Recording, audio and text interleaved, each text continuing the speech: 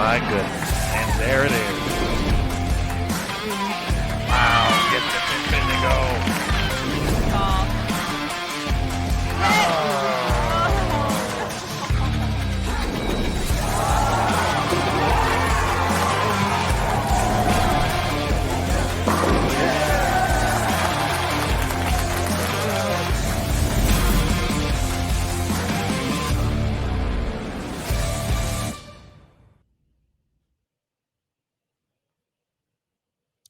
Hello, everybody, and welcome back to Bowl TV for the 2021 PWBA BowlTV Classic. The Stepladder finals are going to be coming up in just a moment from the ITRC in Arlington, Texas. My name is Aaron Smith with Bowl TV, and we are so excited to be able to bring you this historic championship round. Before we get into the lineup, we're going to get to the lanes real quick as they wrap up practice, and then we're going to bring in our Dynamite broadcast crew to call the action here today. So you're going to see the practice session here for our opening match, wrapping up in a couple minutes. Jordan Richard against Birgit Noreiks.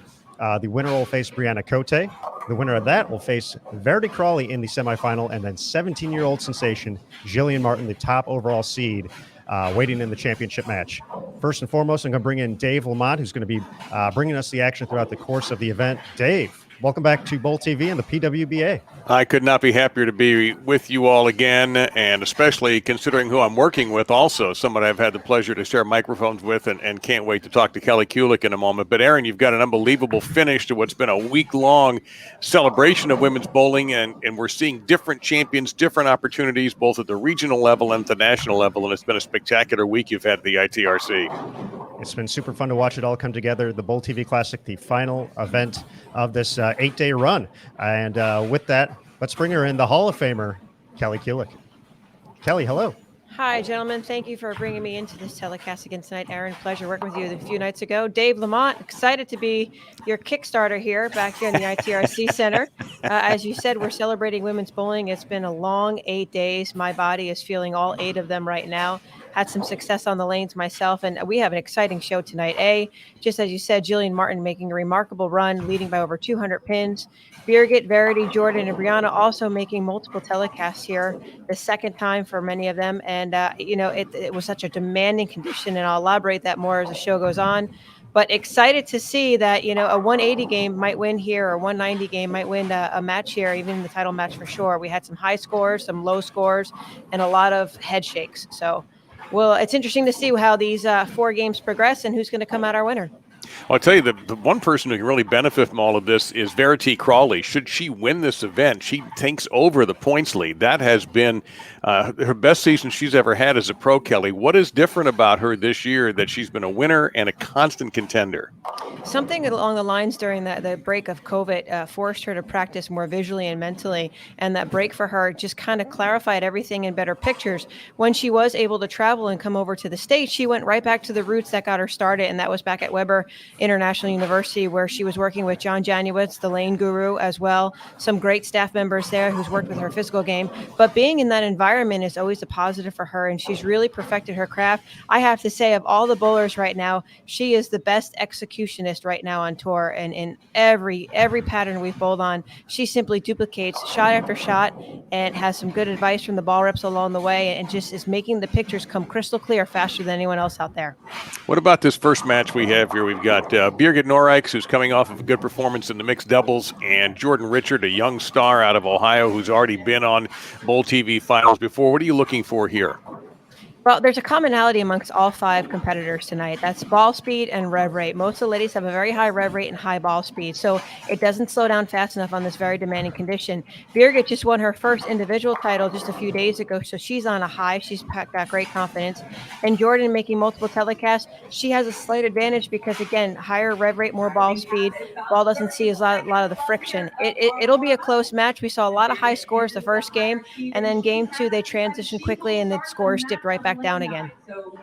Aaron, we are ready for this. This is going to be a tremendous cap-off to your week. It really is. Excited to see this 5-player stepladder final determine our final champion of the week. And folks, this is going to be our final call to head over to bowltv.com. If you're watching on Facebook and YouTube, this sneak peek here is going to come to a close as this match gets underway. So you have to go over to bowltv.com. We're going to have 3 giveaways of bowling balls from Gold Industry Partners, Brunswick, Rotogrip, and Storm, but you can only pick it up at Bowl TV. So we hope to see you folks over there. And if you're on bowltv.com, we're going to take a quick reset. We're going to be back for the start of this match. The finals of the Bowl TV Classic coming up next, right here on Bowl TV. Just a moment. All right, ladies and gentlemen, pick your favorite player this evening, cheer her on. How about a great send-off for our opening match of the PWBA Bowl TV Classic. Good luck, ladies.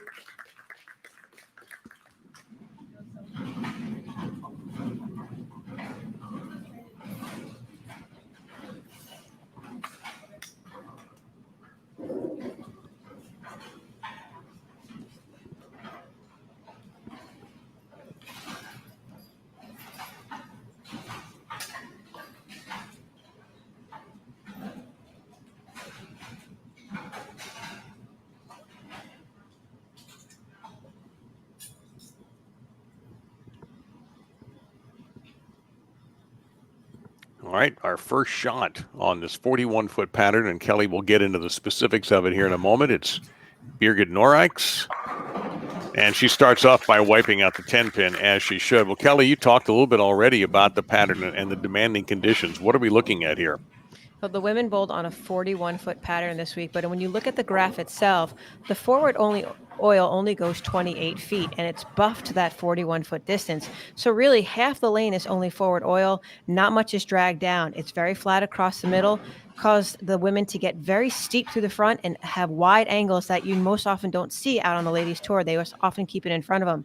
That's why, again, I feel the women with a higher rev rate and definitely firm ball speed had an advantage by not having to have such steep angles. And Jordan Richard will have a chance at the 9-pin after her first shot. 41 feet, you typically want to start, it's a medium condition, so you usually can start anywhere based on your style of play and the ball you're using. But majority of the women had to start around 13, 14, and again, just keep chasing it further and further inside. We only had one lefty, Ashley Rucker, that made it through the field, and she scored very, very well on her side by herself. We are at the International Training and Research Center in Arlington, Texas, USBC headquarters, and a perfect place for this event. And Jordan Richard will pick up the spare. In her 3rd season on tours, looking for her 3rd career title. She won in Greater Harrisburg in 2018, and then 2019, the PWBA Lincoln Open on Team USA, past PWBA Rookie of the Year, and has a 2nd and a 3rd so far this year in Bowl TV Stepladder finishes. In the last 2 shows, Dave, the women who've been on the bottom really ran the stepladder, so it's possible we'll see that again in tonight's telecast.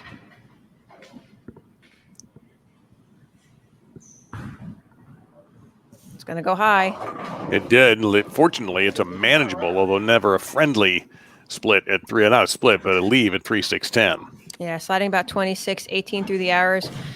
Majority of the heavy-handed women, and I say that meaning higher rev rate, of course, would be able to get the ball to 6, 7, 8, Jillian especially, and be able to have the ball recover down lane. So it allowed for more miss to the right. You had to miss outward. There was no chance of missing in and praying for the ball to hold. The misses had to be down the lane and to the right in order to control the pocket. These two have met, by the way, in stepladder finals before at the Go Bowling Classic. Noreiks beat Richard 225 to 196. So maybe a chance for Jordan to do something about it, but she is without a strike in the first 2 frames. My thought process for today, Dave, was 9 is good. 9 is very, very good. I've said it before, but as the combination spares started to come, they became challenging again because of drastic change and the dryness in the front part of the lane, that your 3-6-10 spare became a challenge to shoot at.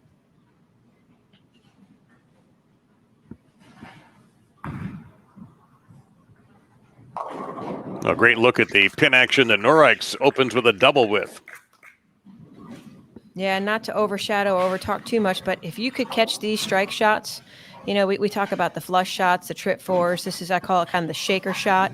Yeah, if you could carry those lighter hits, you excelled very quickly and you won the matches. And what's different about this one compared to the last two, this was all head-to-head match play. So something the women haven't seen in a while and looking forward to seeing at the US Open again is winning your match gave you those 30 extra bonus pins. So, I mean, Jillian Martin averaged so well, of course, but having won, I think 20 out of 24 matches, 30 times 20, that's a huge advantage. That's an unbelievable record considering the depth of the field to win 20 out of 24 times. Yeah. And I'm sure her losses didn't come at a very, distant score. I'm sure they were all close. Birgit right there, she's in that 13-14 zone. There's why I said right at the hash mark about 8. That one high trip 4, so she's got both pockets now. She's got the light shakers and the trip shots. And she hasn't missed yet. And Jordan looking for her first strike.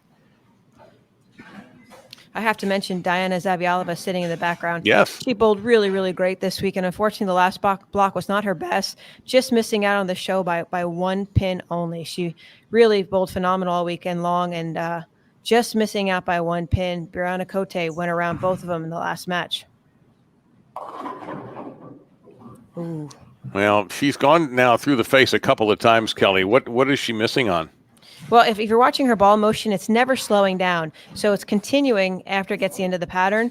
Often enough, the tour reps would say, let's go to a stronger ball, something that's going to slow down the middle more and not be so responsive down lane. So we're looking for a slower ball motion. Right now, it's too quick off the spot, too angular, like that hockey stick reaction. She needs something that's a little bit more controllable, or the opposite is to keep going further and further left, create more steepness, and see if she plays the recovery in the back. She's going to take an open frame with that one. So a bit of a slow start for Jordan through 3 frames, still looking for strike number 1, while Noreiks is perfect through 3. Standing by to take on the winner of this match is the number 3 seed, Brianna Cote, who's having another nice season. She's picked up another career title, so she's got 2 of them. And she likes this building. She has won in this building before, Brianna, so she'll be a formidable opponent for whomever walks out of this match with a W.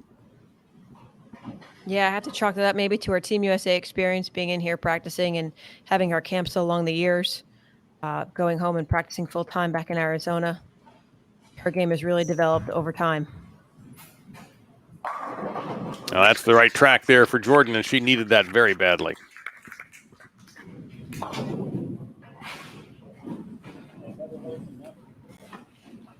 And Noreiks this is her 4th show. She won the Go Bowling Classic, as we mentioned, 4th in Nashville, lost to Verity Crawley, and 3rd at the Greater Cleveland Open, and lost to Brianna Cote. So we're seeing a lot of familiar faces making these step ladders, folks who have been on before. So there shouldn't be any nerves or any more extra nerves, let's put it that way, under the lights, because this group is experienced with it, except for Jillian Martin, the number 1 seed.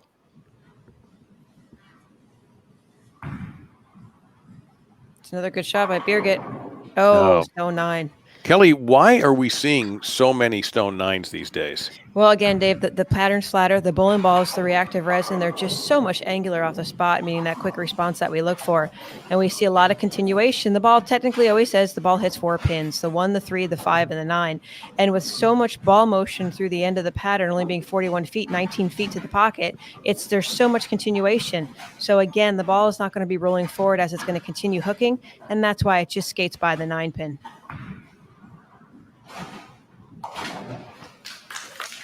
So clean through 4 is Birgit, and with a good lead on Richard early, but Jordan is off of a strike in her 4th frame. I think of all the women competing tonight, we'll see Jillian the deepest, meaning starting farther left and sliding even deeper than anyone else. She's got a uniqueness with her style of game that she has a high rev rate, high ball speed. She generates a lot with her legs, and why she's the number 1 seed, because she's just that good and able to create so much area. Birgit more direct through the front, and as you mentioned, Dave, through the telecast, we see a lot of repeats on similar patterns. So all the women are bowling good every time we see the same similar pattern. And just to add, in case folks don't know, Jillian Martin, our number 1 seed, is 17 years old. Great shot by Birgit. Same part of the lane. Excellent 13-8. High flush shot. All 10 straight back. Her husband. So Jordan Richard now knows what she's up against. Yeah, she's got a string a few here. or this match may get away from her. Her goal was to make the show because she didn't want to change her flight. It was a fiasco. Wondering when they could get out. 8 days was a long stretch, Dave. I have to say, I'm happy to be going home tomorrow. Better shot by Jordan. That's her best looking one, and she does have a double. Well, you're at Dallas Airport. You could get out of you can go anywhere in Dallas Airport. Oh, sure. But to enlighten the viewers, okay, so there were 24 women bowling in this event, head-to-head match play. It took 5.5 hours to bowl 8 games. Ooh. Same courtesy, double jump courtesy, but the length of time, and then again, as the pattern got harder and harder as the evening and afternoons went on, you were bowling 2 shots of frame. Last night, by the 8th game, there were women walking off the approach, scratching their head. I was drawing the big question mark in the middle of the air, like, I keep going left. I can't get the ball to skid. There were a lot of questionable motions last night, and hence 5.5 hours, well, 8 games. So we were in this building a minimum of 12 to 13 hours yesterday. It's got a shot. Oh, there it is again. Oh, it falls late. There we go. Yep. About time somebody got a break. I don't even. Oh, the little neck of the pin behind, heavy rollover. I didn't get one of those. I'm just going to say it. Hate to personalize it, but that never happened to me. Well, not this tournament anyway. No, we had a lot of 7-10s, a lot of stone 8 pins. You know, Dave, you commented about the 9 pin, but multiple women left stone 8 pins. So just head scratching. Make the slash in the spare and move on.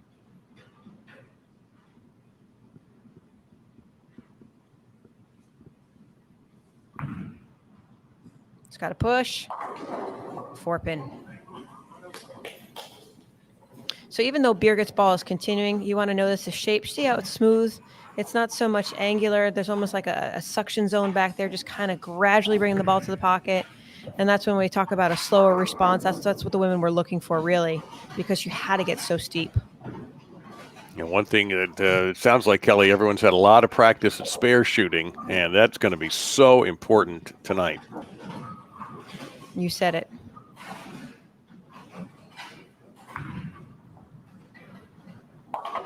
And absolutely no fear on that shot. Yeah, I witnessed even the women that are credible spare shooters. You know, Liz Johnson said she never missed a single pin. Birgit's excellent. Saw her missed a few single pins. The 6-10 was a choppable spare this week. 3-6-10, again, as the lanes dried out. Normally it would skid and it would hook in the middle part of the lane. You know, and there was... Again, no signifying breaks of, trip a 4 pin. No, it was 4-6-7. Wow. Some bad breaks along the way, yeah.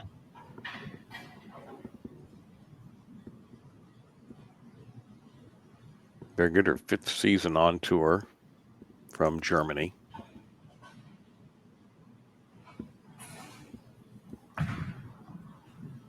Looks good. Well, she flushed that. Absolutely gorgeous shot. She's in the driver's seat right now. Jordan's way behind. She, as you said, Dave, she's working on a 3-bagger. See if she can continue on and try to catch up here in this first opening match. She may be forced almost to go completely off the sheet.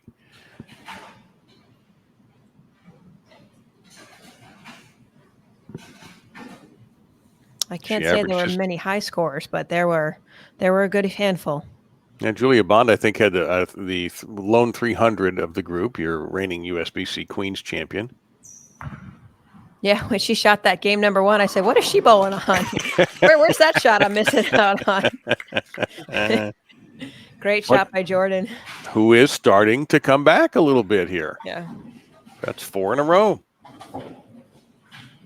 Jordan averaged just a hair under 208 to earn the number 5 seed, 13 and 11 in match play.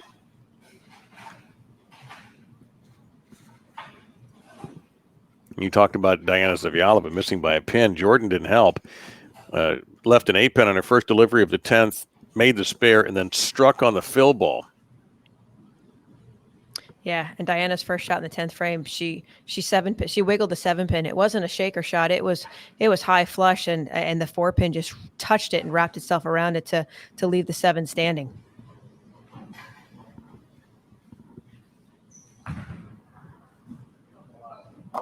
Gotta go. Leaves the bucket. Just a little wide right there, about 2 boards right at the arrows.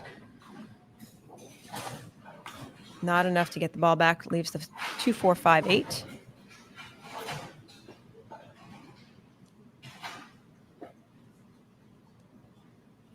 Jordan's got such a strong game. I mean, just she balances and leverages every shot. Her hand is so clean through the ball. Nice balance arm out to the side. Fluidity with her legs and rhythm. And Very handles. nice game. Yeah, that's a very tough shot, especially in these circumstances, or a miss could have been fatal.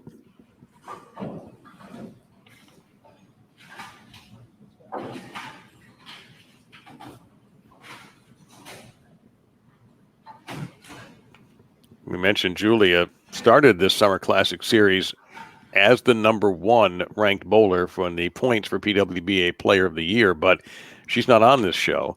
And the way things have worked out, there is a chance that she'll be supplanted by Verity Crawley. If Crawley, well, not a chance. If Verity wins, she will be #1. Uh-oh. Greek Church. That one, of all the execution, that one just looked a little bit slower with her speed. Right there, sliding 23, 24. She's a little bit left. She's about 13, 14, slightly inside. And you can see the ball just checked really, really hard at the end of the pattern. So 41 feet. We're looking at that last hash marker. That's the 40 to 43 zone. Roughly around that indicator at that distance is where you're going to see the ball really start to change in direction towards the 1-3 pocket. Well, she took a bold effort at it, but this match has changed around completely.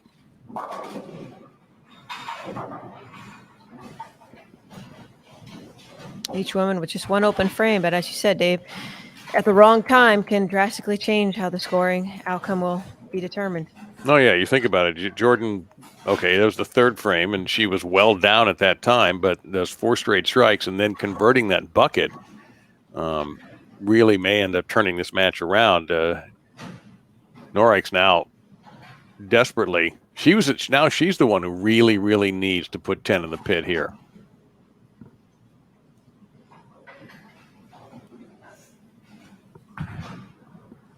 That needs help. Almost got it. Almost. Thought that something might have leaned on that 7 to drive it down, but not the case. Yeah, I see her body motion at the end, kind of just sliding and popping up at the bottom of it. So kind of fanned her hand off to the right. And she was able, witnessing the other show the other night, she was able to do the same thing. She could get it right, and the ball would just tip up enough to come back and hit the 1-3 pocket. 7-pin lead, cross lane for the spare. She knows the lanes. Based on what our tour rep saw throughout the week, 9 and 10, often enough, all the odd lanes hooked more, except for lane 9. It had a bit of tightness down the lane, whereas now 10 hooked more than the left lane.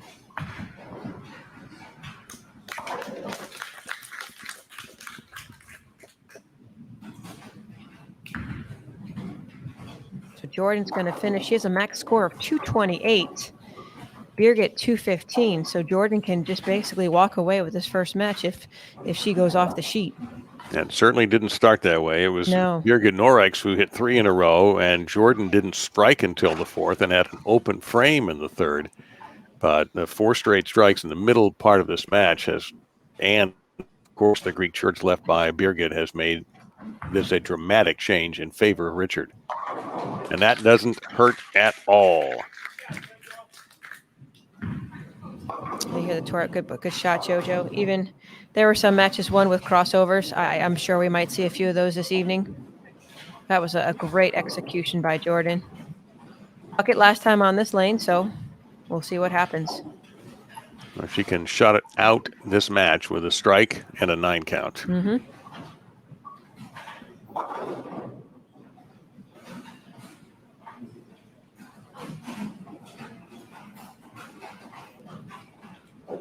You see Birgit talking to Chuck Gardner. Corner there, getting a couple of last-second tips, but at the moment, she has no control over the outcome of this match.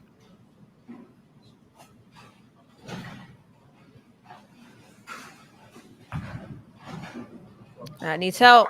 Oh, yeah, she stood straight up. Boy, Kelly, if there's ever a universal tip-off that a bowler hates his or her shot, it's that standing straight up. Yeah, I mean, 9 times out of 10, if you post a shot, you're going to be within an inch and a half of your target on either side, and that's usually enough to get to the pocket. So anytime you see it, and the approaches, the staff here is fantastic at the ITRC. You know, Lou Marquez and Nick, they go above and beyond just to make sure things are great. Lanes are oiled same time every day, but just with the different heels, the different soles, the dust just from outside, it makes for, you know, some offshot shots. Makes the baby split, though. That's a big spare right there. Yeah, her max is now 208. So she missed it, too. Now, Birgit can take this with a double.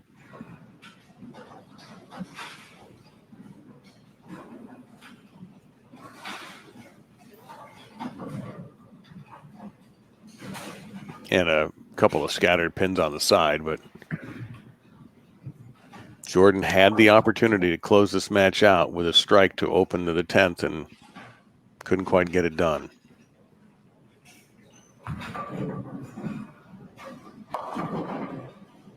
Six count on the fill. Ooh. That was typical. It was typical. 204 and now a double. Not even necessary. A strike and a spare would take care of business. She Greek church last time. 4 pin to 1 shot, 7 pin another shot. Only 1 strike on this right lane. And that was a long time ago. Big move off the Greek church. Wow, what a great move and a tremendous shot. Clutch, overcame any trouble she had with this lane before, Kelly. Yeah.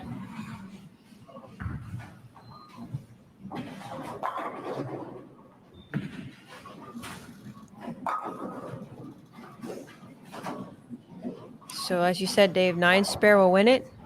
Strike will just secure it up no matter what. Yep.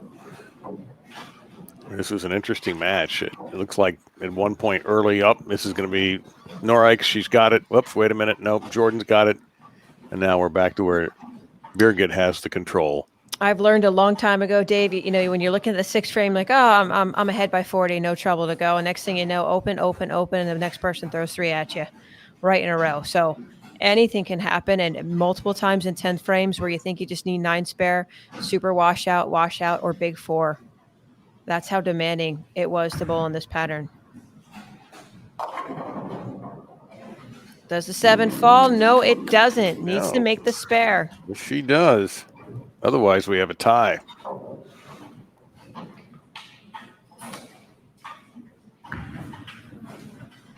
When Birgit talks herself, it's in German, so nobody can understand what she's saying and what's going through that mind of hers. Well, that's an advantage that some of the foreign-born players have. That you know, everybody knows the American curse words, even overseas. Well, I raised my eyebrow. Like, huh? She's yelling at herself or complimenting herself, one or the other. And that wraps it up. Well, Jordan Richard got in by 1 pin. She gets knocked out by 1 pin. As Birgit Noreiks picks up the 205 to 204 win. Kelly expected these to possibly be low-scoring contests and spare shooting making the difference, and it certainly was in our opening match with Noreiks picking up the win, and now moving into Brianna Cote for our next match, 4 versus 3 in this 5-woman stepladder.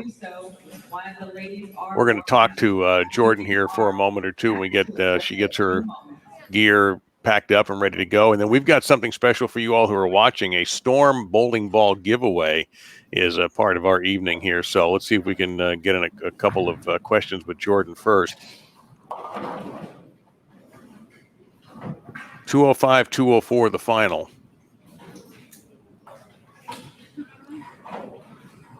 And from a fan's perspective, you want every match to come down to the 10th frame.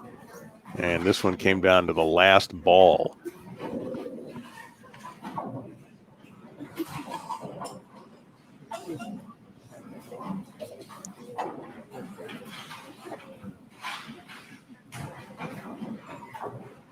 Got Jordan waiting in the sidelines here. She'll be popping. All right, Jordan, can you hear us? I can. Oh, there you are. Hey, now we can see you. Jordan, I was telling Kelly, this seemed like a match. Well, Birgit's looking good. She's got it all. No, wait a minute. Jordan's got this match because you got hot in the middle, and then we all know what happened at the end. What happened on your final shot, your fill shot? Threw it right off my hand. Unfortunately, all my misses were left this week, and when had to throw it right. I didn't want it to hook through. I didn't want it to roll out where I got 6. So I threw the first one in the 10th bad, got the 310, made it, and then threw it bad again. So live and learn, got 6. It's nothing I can really do now. Jordan, which show was harder, this one or the first one you bowled earlier in the week? You know, obviously been here multiple days, and there's been a lot of stress, both mentally and physically. But any differences? Which show do you think was the most challenging? Probably this one. I feel like the first couple games, all 3 blocks weren't very good until I could get a little bit further left where I was more comfortable. So it's kind of what I was battling right now. We tried a couple balls. I didn't really feel comfortable with them, so we stuck with the one ball that I've thrown the entire time. And, you know, I got hot during the middle, but fortunately I made some pretty bad shots at the end. What are you looking forward to on your break now? I know you're not going to be bowling Spokane. You're going to take that week off. There was a conflict there or something along the way. So you have an extra week off compared to the ladies. Going into the Open, is this a new confidence for you? What are you looking forward to at bowling in Rohnert Park, California? I feel better. This entire summer has been the absolute roller coaster. I've missed more cuts this summer than I have in my career, and it's been tough. But I'm learning what I'm going through. So I think this week we figured out a lot with equipment that made me a lot more comfortable in transition, which is where I really struggle. And so I think we're on the right path to success. I made 2 shows here. I bowled good in the second event, but I'm really happy with the way that I competed this week. Jordan, one last question for you. How do you see these lanes breaking down as the night goes on? They're going to get tricky. Everybody's going to have to move left. All 3 blocks, I think we moved left quicker and quicker and quicker. And although this is only a couple games and there's only 5 girls, they are going to blow open just like they did. And everybody's just going to have to move further left just like normal. Well, congratulations on your week. 2 shows is a tremendous achievement. Thank you for taking the time, and enjoy your break. Thank you. Appreciate it. Jordan Richard joining us here. We're getting very close to match 3 seed, Bryanna Coté versus Birgit Noreiks. But Aaron, it's time for the Price is Right with Aaron Smith. Or in this case, the ball is right. That's right, Dave. I like the sound of that, and we'll go full screen here for that as well. Folks, we're going to have our first giveaway of the day, a Storm bowling ball of your choice. So a big thank you to Storm, a gold industry partner here for the PWBA Tour. You're going to look for a prompt in the bottom left-hand corner of your screen. It's going to say a giveaway will begin soon. It's going to count down for 60 seconds, and then in that same spot right after, it's going to say the giveaway has begun. There's going to be a submit entry button. All you have to do is click that, and you will be on your way to potentially winning a Storm bowling ball of your choice. One lucky winner is going to take it home.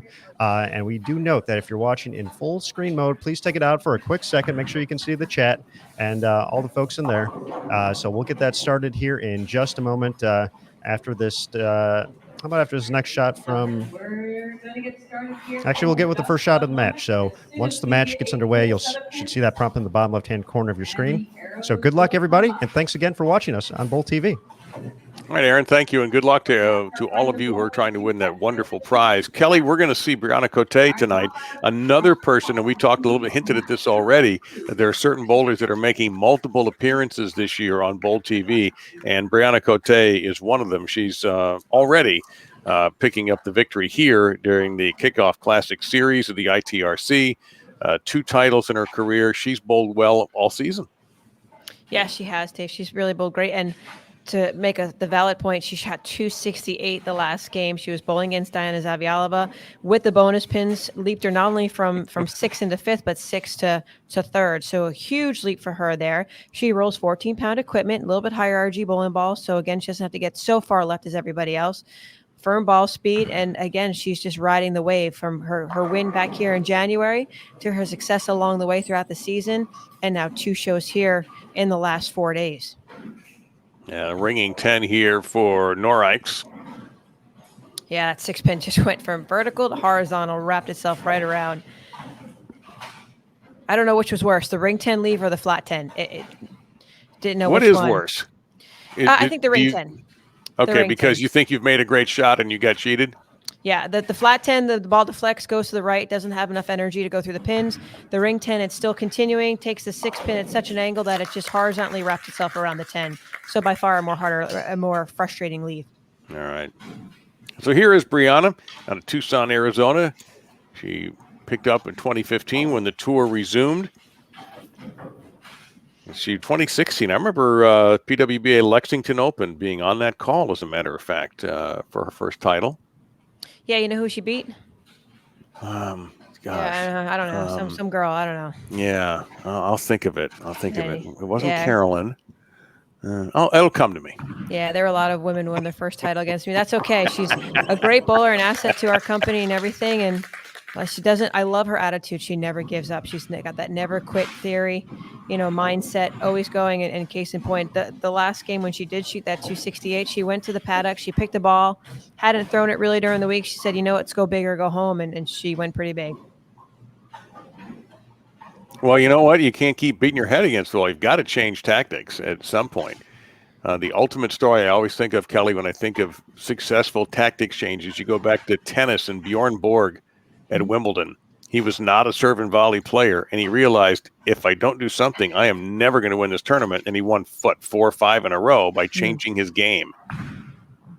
Yeah, it's in our game. It's more, mentally thinking, because you don't want to play defense. You're always trying to play offense. You're always trying to attack the lane with your ability and your A game at all times. So that's what your mindset is always going to be, to the point where you say, hey, Birgit's catching those shaker strikes. Other people are doing it too. Maybe if I go another 2 boards left, come up a little bit lighter, I'll start to carry those hits as well. So you're constantly strategizing what to do next, what to amplify the amount of error you have in order to have the most amount of success. Norm Duke's words, find the most room of error with the positive as best outcome. Yeah, it's worked out well for Norm. So.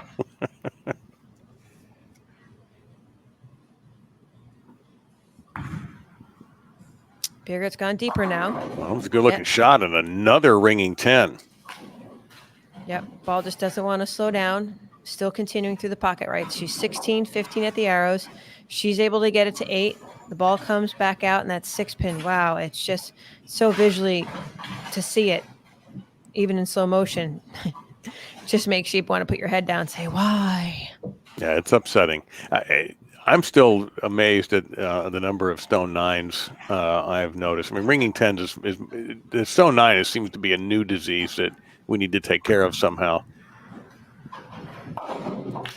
Now, a couple spares on ringing 10s for Noreiks. She defeated Jordan Richard 205-204 in our opening match. You're listening to Hall of Famer Kelly Kulick. I'm Dave Lamont, and this is BowlTV coverage of the BowlTV Classic on a 41-foot pattern. This is the middle of our stepladder. Standing by the number 2 seed, Verity Crawley, and the number 1 seed is the 17-year-old who's been a sensation in this event. And you're not going to want to miss her, because Jillian Martin has been absolutely remarkable to get to where she is.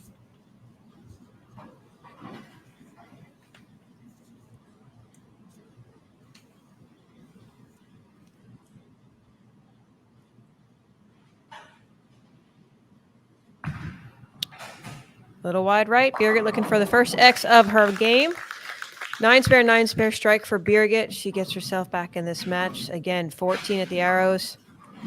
Little further right. 7, 8 down lane. 6-pin still goes horizontal, but just enough to tap out that 10 at the last moment.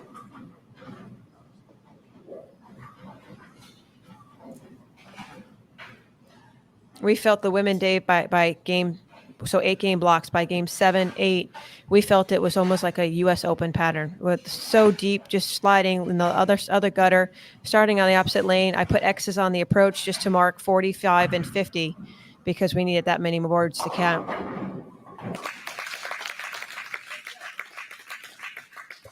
No, all well in Brianna Coté's world right now.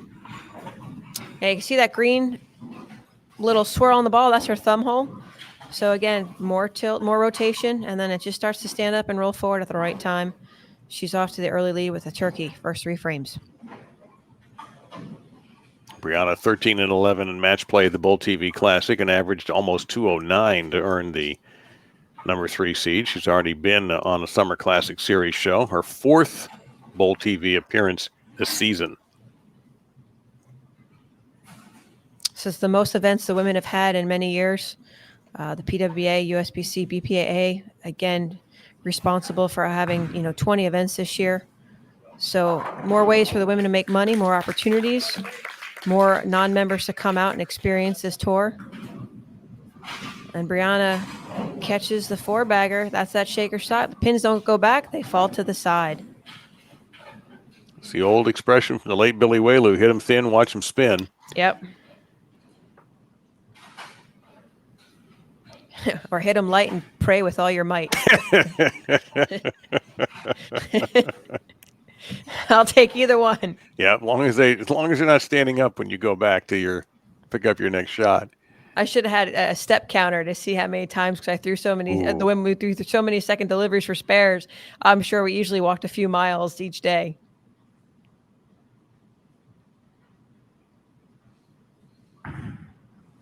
That needs help. Oh, through the face, and she is fortunate.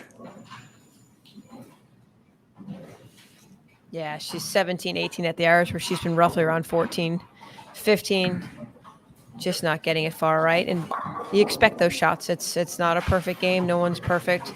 Every now and then there's going to be that little pull from the top of the swing and the miss inward or outward. And Cote's not making it any easier on him, hitting the front 4.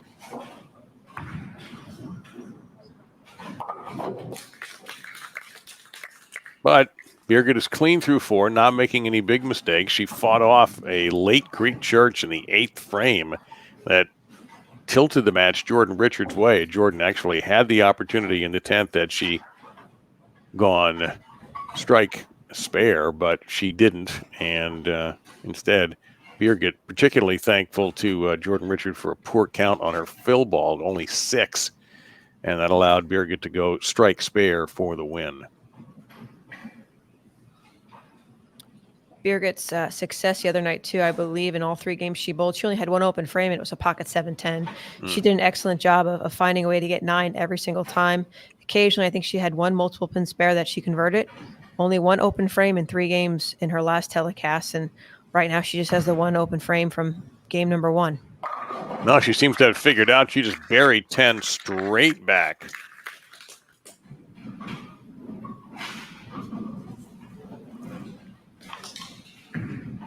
Really clean front to back. Her angles are great through the front. She's able to have the ball clear and get clean down the lane. But as this pattern changes with the multiple bowlers, you'll see some definitely different shapes going down the lane.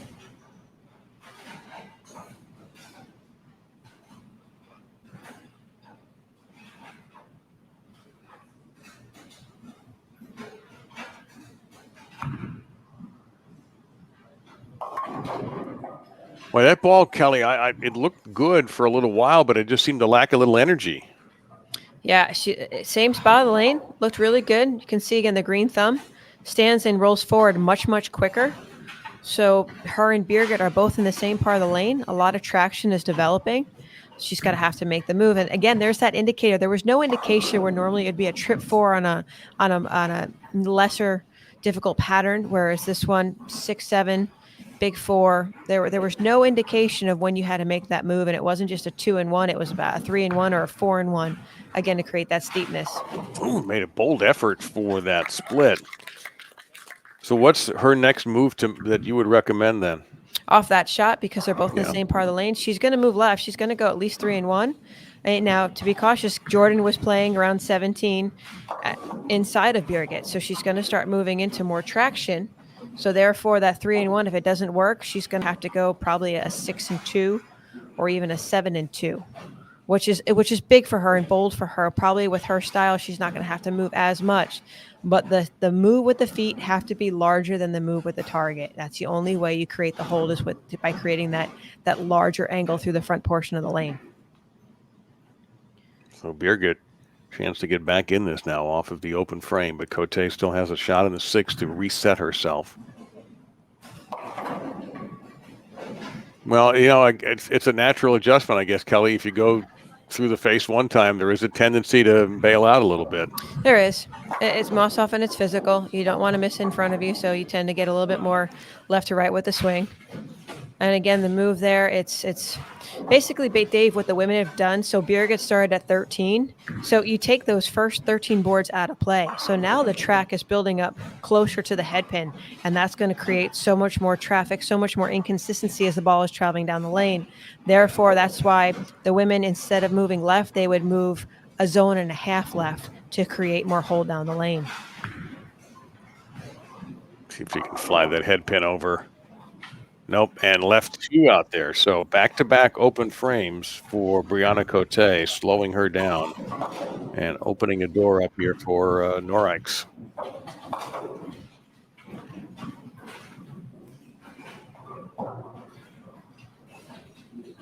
Standing by, Verity Crawley, one of the hottest bowlers in the world at the moment.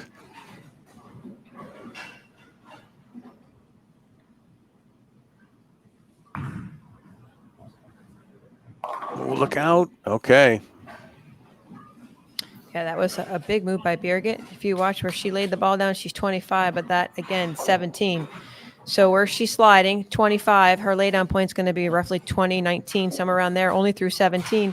It's only a 2-board angle. So I think she can keep the target the same, but probably go another 3 left with her feet. So are we getting a microcosm here of what you all had to deal with? Oh, yeah. Inevitably. There was just... Again, no indication, no trip forward pin, no light forward pin along the way, and it just had to keep on moving. You couldn't creep. And then the unfortunate part were there, the building is sound, but pair to pair and lane to lane, they play so differently. I said all the odd lanes hook more, the right lanes were often tighter. 1 and 2 was in play all week long. 1 was very much tight down lane, but 2 hooked more in the body. So as you're moving to the pair, you'll watch all the women keeping in their journals or notes of where they stood, what ball they used, because it was so crucial to have that information when you went back to that same pair again to say, well, on lane 1, I was standing on 35, but on lane 2, I was standing 40. You needed to know that. It's funny when people ask me about announcing bowling and I start explaining some of the things, the laymen are blown away by the fact that every lane can be different. Mm-hmm. They can't believe that. They think it's completely uniform. They go, no, not even close. Oh, big. Boy. Yeah. There were a bunch of splits that were there for the blink of an eye, and then they're all gone. Yeah. It's, again, Birgit, she's dangling on that line of disaster right there. That easily could have been the 4-7-10. Again, I'm watching where her sliding is. She's 25, 26. So again, the 6-board spread for most professionals, sometimes even 5. Their laydown point's going to be 20, 19. You see 17 go into the arrows in about 12, 11 that time compared where she's been able to get it back from 7, 8.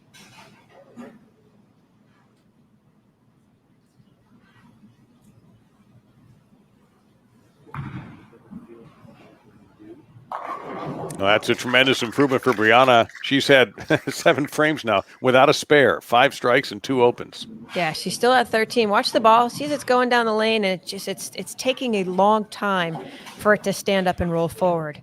So as she's moving left, but now going through that traction, that ball is picking up on that traction and starting to roll out faster. It's starting what they say is burning up.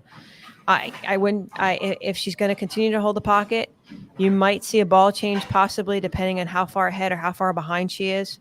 But often enough, the move was to go to a stronger asymmetric core, something that reads the mid lane a little bit more. You might have to go further left with your feet. But again, allow the ball to read more of the mid lane and shape up sooner rather than have that late tip up in the back. Well, we have dueling re-racks.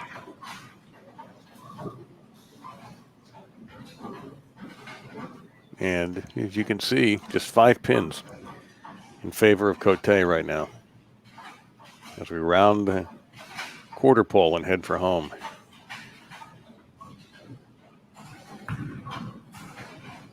Needs help. High flush. Hey, boy, that is some real resiliency because after a couple of opens like that, you could have easily folded it, and she did not. It's a good shot by Brianna.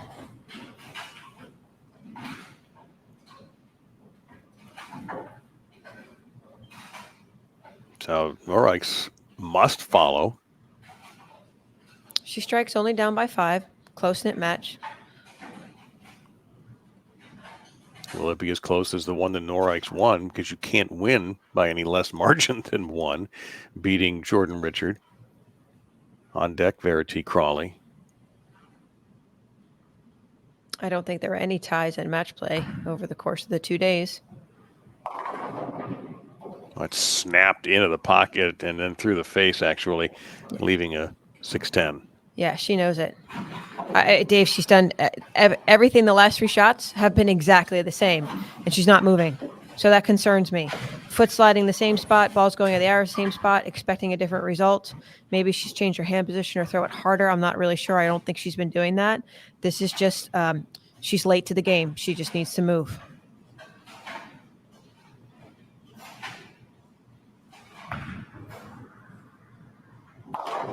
All right. Trying to keep Brianna from running off these last few frames. She knows it too. Went through the face carry. Was high the last time, both on the right lane. You know, again, she needs to. Don't want to sound like that broken record player. I know I said it before in past shows, but just go. Don't wait. Go. Move 4. Can see her thinking about it too right now. Mm-hmm. I'm expecting a different outcome where she's going to slide further left. The ball's going to be close to the same part of the lane at the arrows.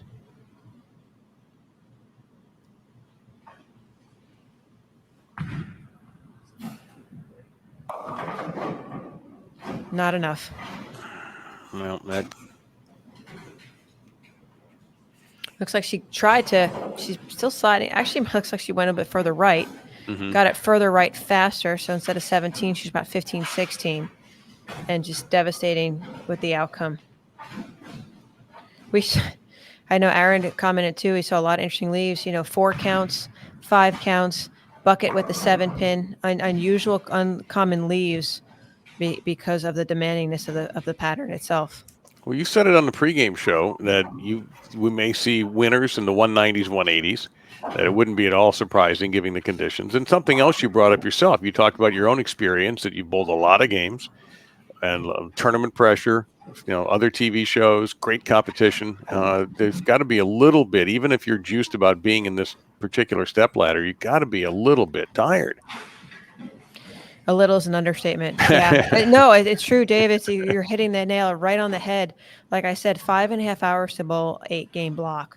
So minimum, you have to work out a ball. You have to do surface prep. You're in the building for 14 hours out of the day. Count the 8 hours sleep you have, your normal routine. It's a great shot by Brianna right there on lane 10. Let's see if she can carry that momentum to lane 9. And I mean, again, we're just, you walk out. Do you want to eat dinner, or are you too tired to eat dinner? Do you take the shower to try to rest the muscles? So it's more physical. And I think too with the women, like right now, you would think about your opponent. But right now, I'm worried so much of what the picture is and what the puzzle is in front of me, that if I can master that puzzle and put all the pieces together, my opponent never comes into my mind at all. And Cote in commanding position here to move on to face Crawley. All right. Oh. That'll take care of it. Kicks out the 7, Messenger runs across to knock out the 10. And knock out Birgit Noreiks as well. Watch this. Messenger off the sideboard. 4-pin falls late to take out the 7. Great feeling right there. Makes up for all those 9 pins and 8 pins, Dave. Well, she is going to, depending on, actually, this shot doesn't really matter anymore, but she has won this game without a spare. Yeah. She has had 8 strikes, and then the 5th and 6th were the open frames. And the other thing is Birgit didn't strike often enough, Kelly. She only has 3 strikes through the first 9. Yeah, I think she used them all up the first game. And it was typical. You think you're an expert. You really know your craft. You know your game. You know your play and everything.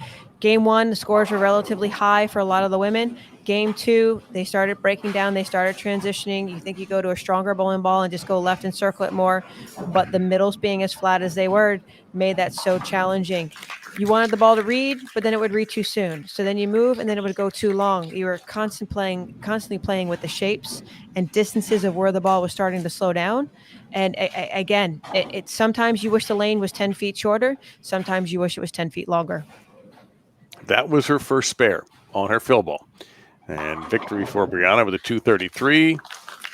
And Birgit just didn't strike enough in this game. And then when she got to the very end, when she needed a good shot, she ended up with a fatal open frame, a split in the 9th. And that'll put her in the 4th position. But still, someone else who's been bowling a lot and bowling very well is Birgit Noreiks. And we'll be talking with her in a couple of moments after she finishes bowling.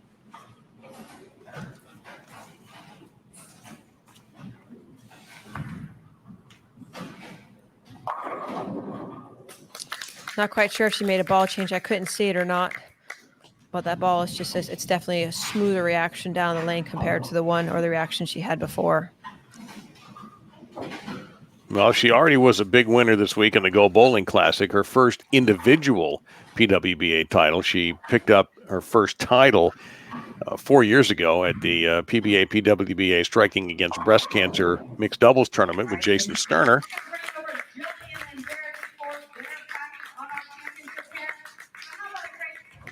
So she winds up with a 194. So that's a great week for her. I mean, I know she's bummed that she didn't get the win, but when she settles down later, I would have to hope she's happy with the way the week turned out. I believe so. I don't believe she made the cut at the second telecast, but she did cash. Obviously, some great success here in this last event. She's walking away, going, with the short break we have between now and next Thursday at Spokane, with a victory under her belt and a lot of confidence moving forward. Well, we look forward to having a couple of words with her while we watch Verity Crawley get in some practice before she takes on Bryanna in the penultimate match before the winner takes on the 17-year-old Jillian Martin. It's an unbelievable story. Would be the youngest to win a PWBA event should she pull it off, and she only has to win one game. We have Birgit ready? I believe we do. There she is. Birgit, first off, congratulations on your week. When you leave here tonight, what are you going to remember most? I'm sorry, I barely hear you. Okay, let me try my microphone a little bit closer here. That's better. Is that better? I was going to ask congratulations on your week. When you leave here tonight, what are you going to remember most? I mean, if I leave tonight, I will remember that loss. But if I leave this town, I'm definitely going to try to remember my win. I mean, how gratifying is it to get that win? You had the one win with Jason Sterner, but now you've got your own victory that you can add with, I'm sure, more to come. yeah, I mean, I'm still really happy about it. Of course, if you, lace up your shoes, whatever, you want to win, then I don't know. I'm just kind of frustrated. Oh, Birgit, you're doing great. I know you're exhausted. Just describe to the folks out there watching now on Bowl TV, describe these last 2 days emotionally and physically. I've been trying to explain it, but in your own words, tell the viewers out there what these last 2 days have been like for you. I mean, this entire week has been really tiring. Yesterday we got back to the hotel at like 11 almost. We got to sleep in a little today, but it's really tiring. I mean, first block I bowled okay. Second one was kind of not so great, but I bowled really good this morning. Got in here with a different game plan that worked really well. So, I mean, I guess there was some energy left in me.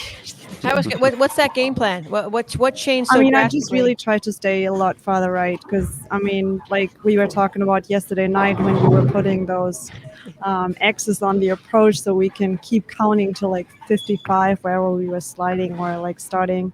I really didn't want to go there because I know I'm just really not good at doing that. So we shined a couple of balls that allowed me to stay a lot farther right.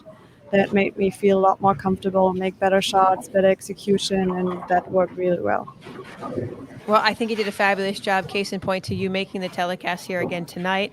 Great bowling the last 8 days. You really proved, not only to yourself but everyone out there what a great competitor you are and a winner in the winner's circle. Looking forward, I can't wait to see you in Spokane and the U.S. Open. You're on such a high right now, and congratulations on a great week. Get some rest tonight. Go home and relax those few days. Thank you so And take some great memories away from the ITRC this week. I will. Thank you.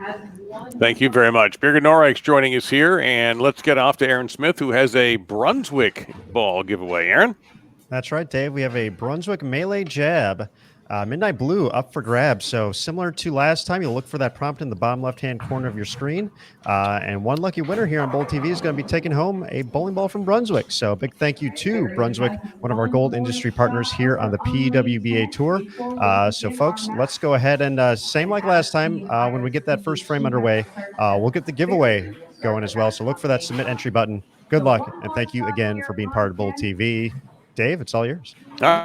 Aaron, thank you so very much. And Midnight Blue, excellent Foreigner song, by the way, if you all are familiar with Foreigner. Solid tune. So Verity Crawley steps in on the right-hand lane, the number 2 seed, 27 years old, her 4th season on tour, and this has been her breakout season without question. This will be her 6th stepladder appearance. She has a win in Nashville and could easily pull this off. She is at her peak. And right on cue. She kicks it off with a strike. I can't say she's the only competitor here this week to make all 3 telecasts. As you said, Dave, she's just, I thought the match has already started. So she's starting over the last practice shot with a good shot. But the only one to make the all 3 telecasts. She's had a lot of success. She's obviously whatever her routine has been working for her, her mental game, knowing her equipment, her preparation. I'm sure we're going to see her again with the last 2 events coming up. I think by far she's the best executionist on tour right now. She can every shot from the back of the approach to the foul line, pristine, posting, leverage, balance. She's smart right now. And sitting right behind her, that's Julia Bond. And Julia may not be the number 1 in the PWBA Player of the Year standings after this tournament. I'll explain. I think this shot counts.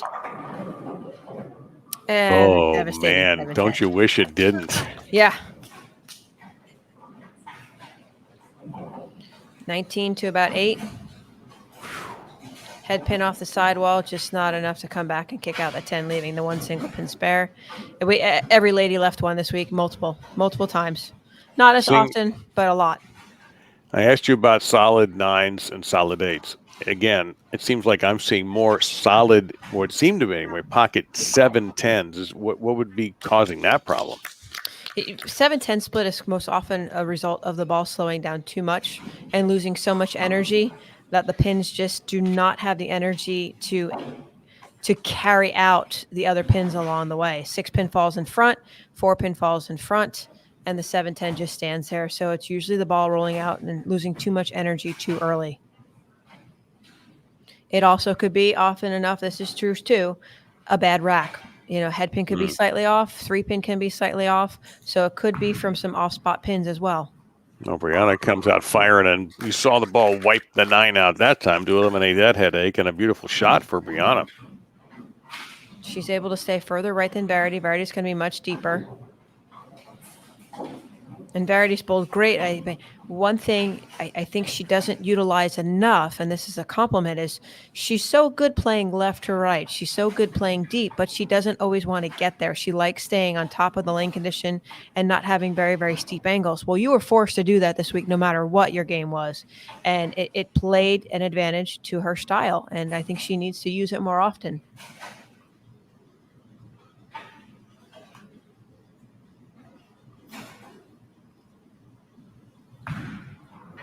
That's got to push. Trips the 4. Yep, just enough. And an opening double for Brianna Cote. Yeah, 14, slightly inside, right over that hash mark. Trips the 4 pin. Well, Verity, 4th at the Go Bowling Classic a few days ago. lost to Birgit Noreiks. Runner-up when Jen Higgins got her first PWBA victory at the International Bowling Campus Classic. There was also a regional here, Dallas-Fort Worth regional. And, oof, boy, it was almost a disaster again for her, but she was able to get that 10-pin out of there. She's sliding 28-29. And that regional won by Taylor Bailey. Yep. Defeated Maria Bulanova by 22.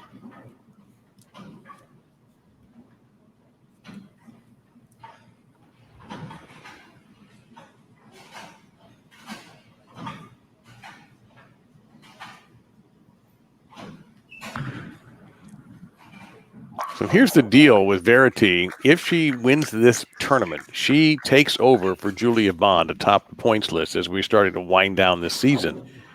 If she finishes third, she'll gain a little bit. I mean, Julia's not bowling at the moment. And if she finishes second, she gets closer and closer and closer. But right now, she would need to go to the very top to be at the very top in the points race. No matter what, she leaves here having made a real run for the Player of the Year standings and will move into second place no matter what happens in this game. And if she goes on and loses the final, she's still going to be in second. Yeah, and the standard events are single points, but when you get to the majors, they're more heavily weighted. They're double points, so anything can happen. I think there was one year maybe Shannon really kind of separated herself from the field when she was Player of the Year. The other year was still a close race towards the end, came at the Players' Championship. So with the U.S. Open being the final one for right now, and then we go into that Fall Classic Series, you think about it, Dave, there's still 5 full tournaments left. So anything can happen, and anything can happen with that elongated break from September towards the end of October when the women will meet up at the Fall Series Classic in Reno, Nevada. Ooh, 3, 6, 7, 10 for Brianna off of the double. Yeah, same spot. You see the green thumb, how quickly it stands up and goes forward faster? It's a great indicator on the ball right there, too. 3, 6, 7, 10. So she's got to start. She's falling into that traffic zone now, as I said earlier, where Jordan was. Verity's already around 1920. So as she continues to move in, she's going to find the ball still slowing down sooner. Difficult spare conversion right here. Must get the ball right of the 3-pin, just enough to touch it, to slide over and knock over the 7.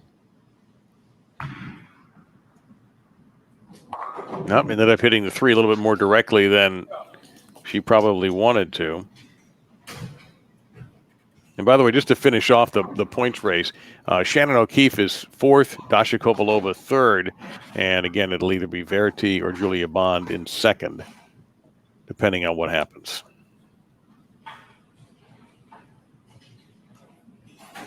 Yeah, a long way to go. Just thinking about it out loud and saying out loud, David, it crossed my mind. Hey, we still have 5 events left to go. Normally we conclude at the end of August and then go into that Players' Championship around September in Virginia. But we still have that Fall Classic Series that the PWBA provided for us in Reno coming up in mid-October, towards the end of October. Well, that's a pretty strike.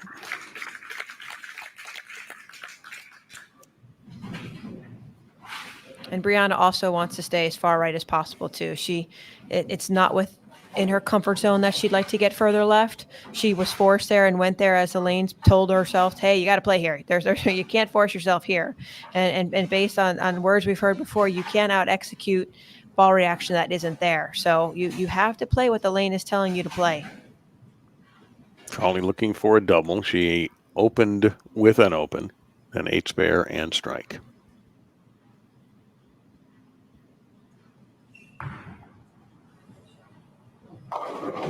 Yep, mixer.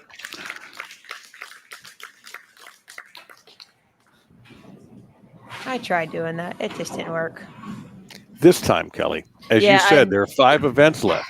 And I said, I'm sorry. I shouldn't be venting my frustration where my mental anguish came from all week long. But I watched so much good bowling. Like, I was cheering on the other women. I really enjoyed even my opponents when they made good shots and they left an 8-pin. Erin McCarthy, I saw her leave a few, and Birgit leave so many. I was impressed by the caliber of athletes bowling, and Jillian Martin especially making it look like a league shot when the rest of us were scratching our heads, and other women along the way. So I applaud good bowling. I applaud technique, and all the women tonight in the show have both. And Crawley, 3 in a row. Her tempo is so good. Her swing is so good. Her release is beyond good. She's just, look at her knee bend at the foul line. She holds the balance so the ball hits the pins. She, that player of the year race is definitely going to come down to that last single event come October. And work in the other finishers here on the top 24. There were some outstanding players who missed the cut for this event. I mean, this is a deep field, exclusive field for this event. And Brianna Cote comes back, and she has doubled. So this match, pretty close.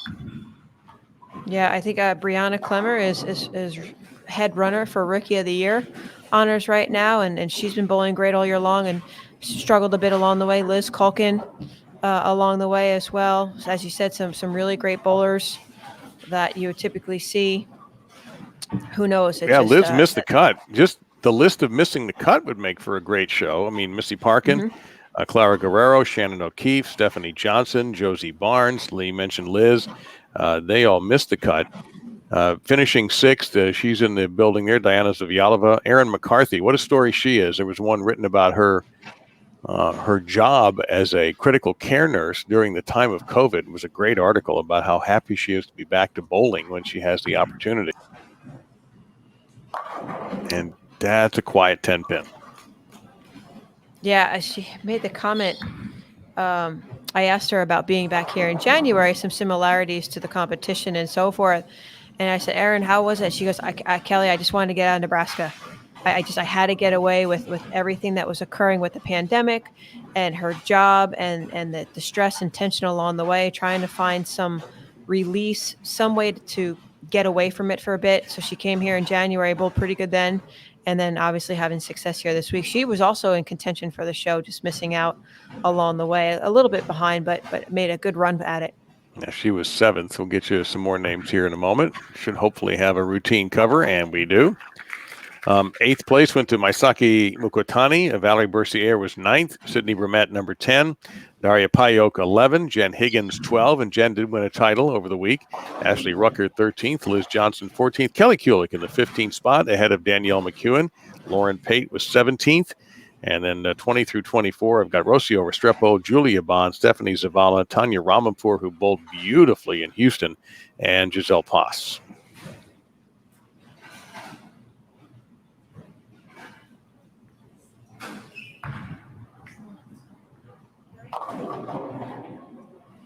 Long and late, light 2-pin. Verity's just basically fought her reaction a little bit. She accelerated at the bottom of the swing. She's able, with her rotation off her hand, and her thumb kind of drops down into the release, which I noticed too. So it creates more of a, not spinning type motion, but more tilt through the front. So the ball doesn't read it as much as the other ball rolls do on tour. So she gets free push, free motion down the lane, but leaves the single pin spare here.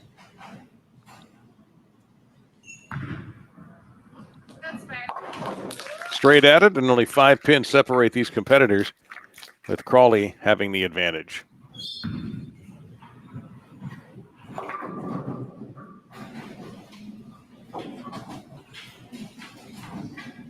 This is the 3rd of our stepladder final matches. 1 remaining, number 1 seed from 17-year-old Jillian Martin, a non-member on the PWBA tour, but certainly not a novice bowler.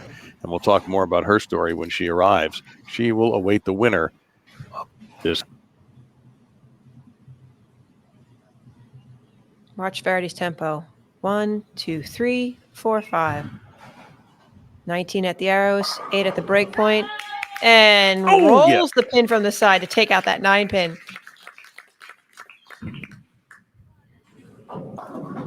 Now, you don't see that roller. There it comes in at the end there to rescue her from a very unfair leave.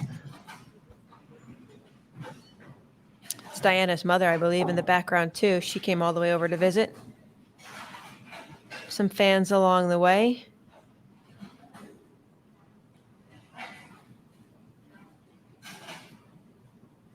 So Brianna needs a strike to hang in.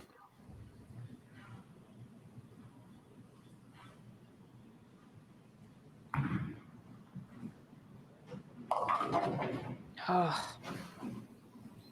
Well, I think she liked it off that's her the hand second too. time we've seen that leave. Yep. That hurts in so many ways. It hurts the score, with the count, and obviously now with Crawley. Like, once again, Kelly, it's timing. Verity has an open frame in the first, but has been nice and clean since then. Has had 4 strikes in subsequent frames, and now all of a sudden late, Brianna gets smacked with this. Yeah. She gets 4 of it though. Wow.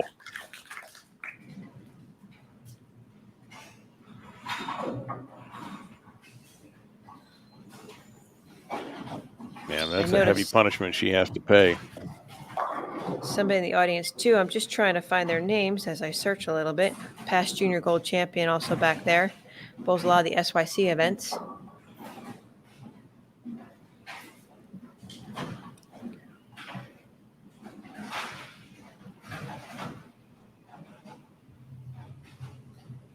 Julia and Stephanie Zavala back there look as tired as the bowlers too right now. Yes, they do. I saw Stephanie there for a second. I didn't want to say anything, but No. yeah, it's understandable.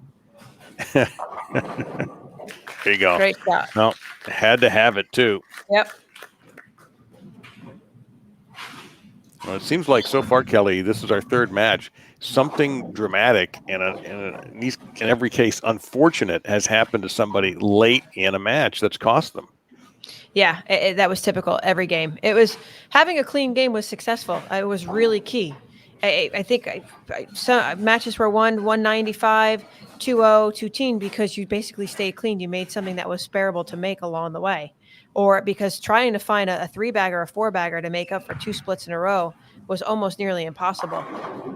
Oh, man, that was a pretty shot and an unfortunate, well, could have been worse, I suppose, but this is a gorgeous-looking shot. 32-33, she's getting close to that left gutter. So there's that steepness I was chatting about earlier. Yeah, no indication. So not a warning, not a, hey, Kelly, we're letting you to make a change. It's just. There was no signal when the ball made a left turn. Just like I see people at a stoplight. There was just no signal. There really wasn't. You would throw 3 shots in a row.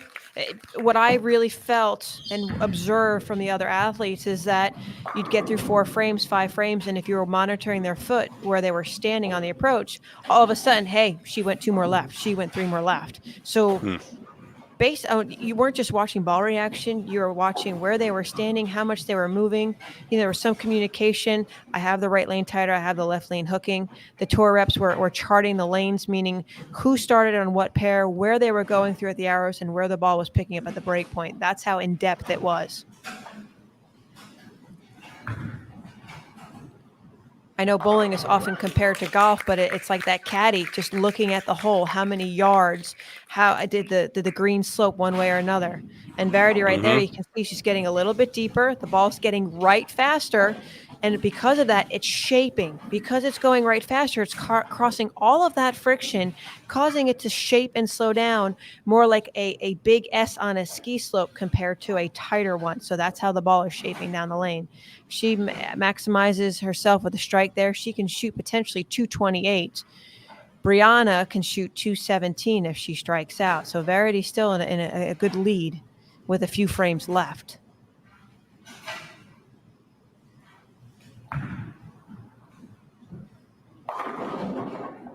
Oh, almost leaves Oh, the she 410. tripped the 4. Yeah. Well, I thought it was good news when she tripped the 4, and that's actually where my eyes went. And then all of a sudden I looked and saw the 10 was still around.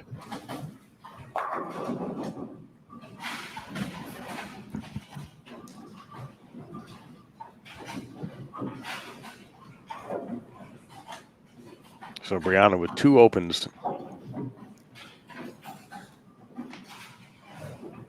And the second one, extraordinarily costly. The time, the Greek Church.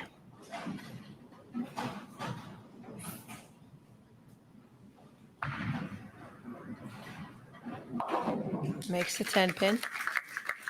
I see another celebrity in the background, Brandon Mcdonald. He's been a winner at the SYC events, also junior gold, has a lot of success, the long red hair in the back. Yep. You'll see him off to behind the even lane some more. All right, so max score for Brianna, 197. So if Verity goes 9 spare, actually, you see 97, 68, 178, she'll just need a mark in the 10th. And that's if Brianna comes up big in the 10th. So we'll see. She, but hasn't been able to match that. Oh. Oh. Dave, watch this shot. Look at there. 15, she moves into the arrows. Gets a 10, 11, a little high shot.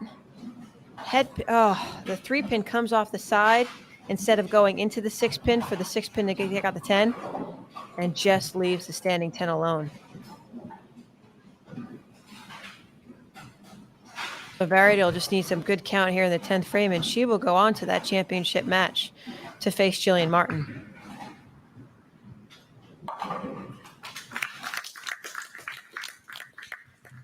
Yeah, the best Brianna can do now is 186.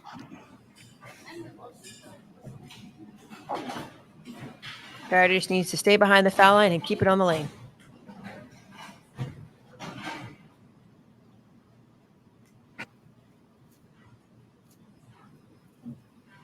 This is what I like. Even though she's lost the match, she's making a ball change just to see what it would do. See, there's that no-quit mentality. And she found out she was wise not using that ball any earlier. So Brianna Cote will take a 3rd place in this event. And that sets us up for Verity Crawley and Jillian Martin for the championship of the BowlTV Classic here on BowlTV from the International Training and Research Center in Arlington, Texas.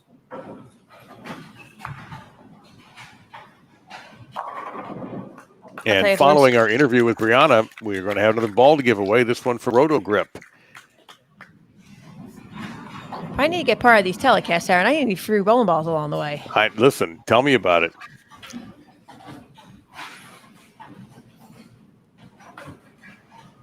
Just one of the perks of being a BowlTV member, that's all. Yep, a lot of good giveaways, a lot of good perks to being a member here for BowlTV.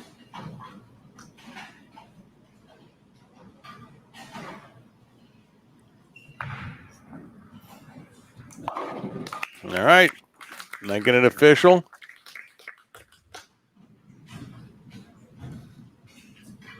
.208, possibly 182. So again, the scores are starting to come down a little bit. Oh, you called that, and that's what the Jillian Martin will be stepping into, is after having 3 games go by, changing conditions, lower scores. But it seems like nothing's bothered her leading into this final with an unbelievable match play record. So Jillian will get a chance to warm up, and Verity will have a chance at another title this year. She won at the Greater Nashville Open. She's had 3/4, a runner-up at the IBC Classic, and now she's in a position to pick up her 2nd career win.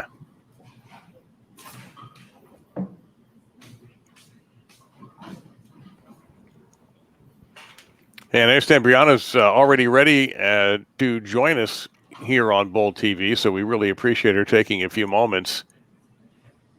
Brianna, first off, congratulations on finishing off your week this way. I know you wanted more, obviously. How would you characterize the conditions that you bowled under and what these two are going to be facing in the next match? The lanes definitely play different pretty much every time we bowled on them each match play round, and I think they're transitioning a little faster tonight. I was trying to keep up with the right lane, and I just couldn't.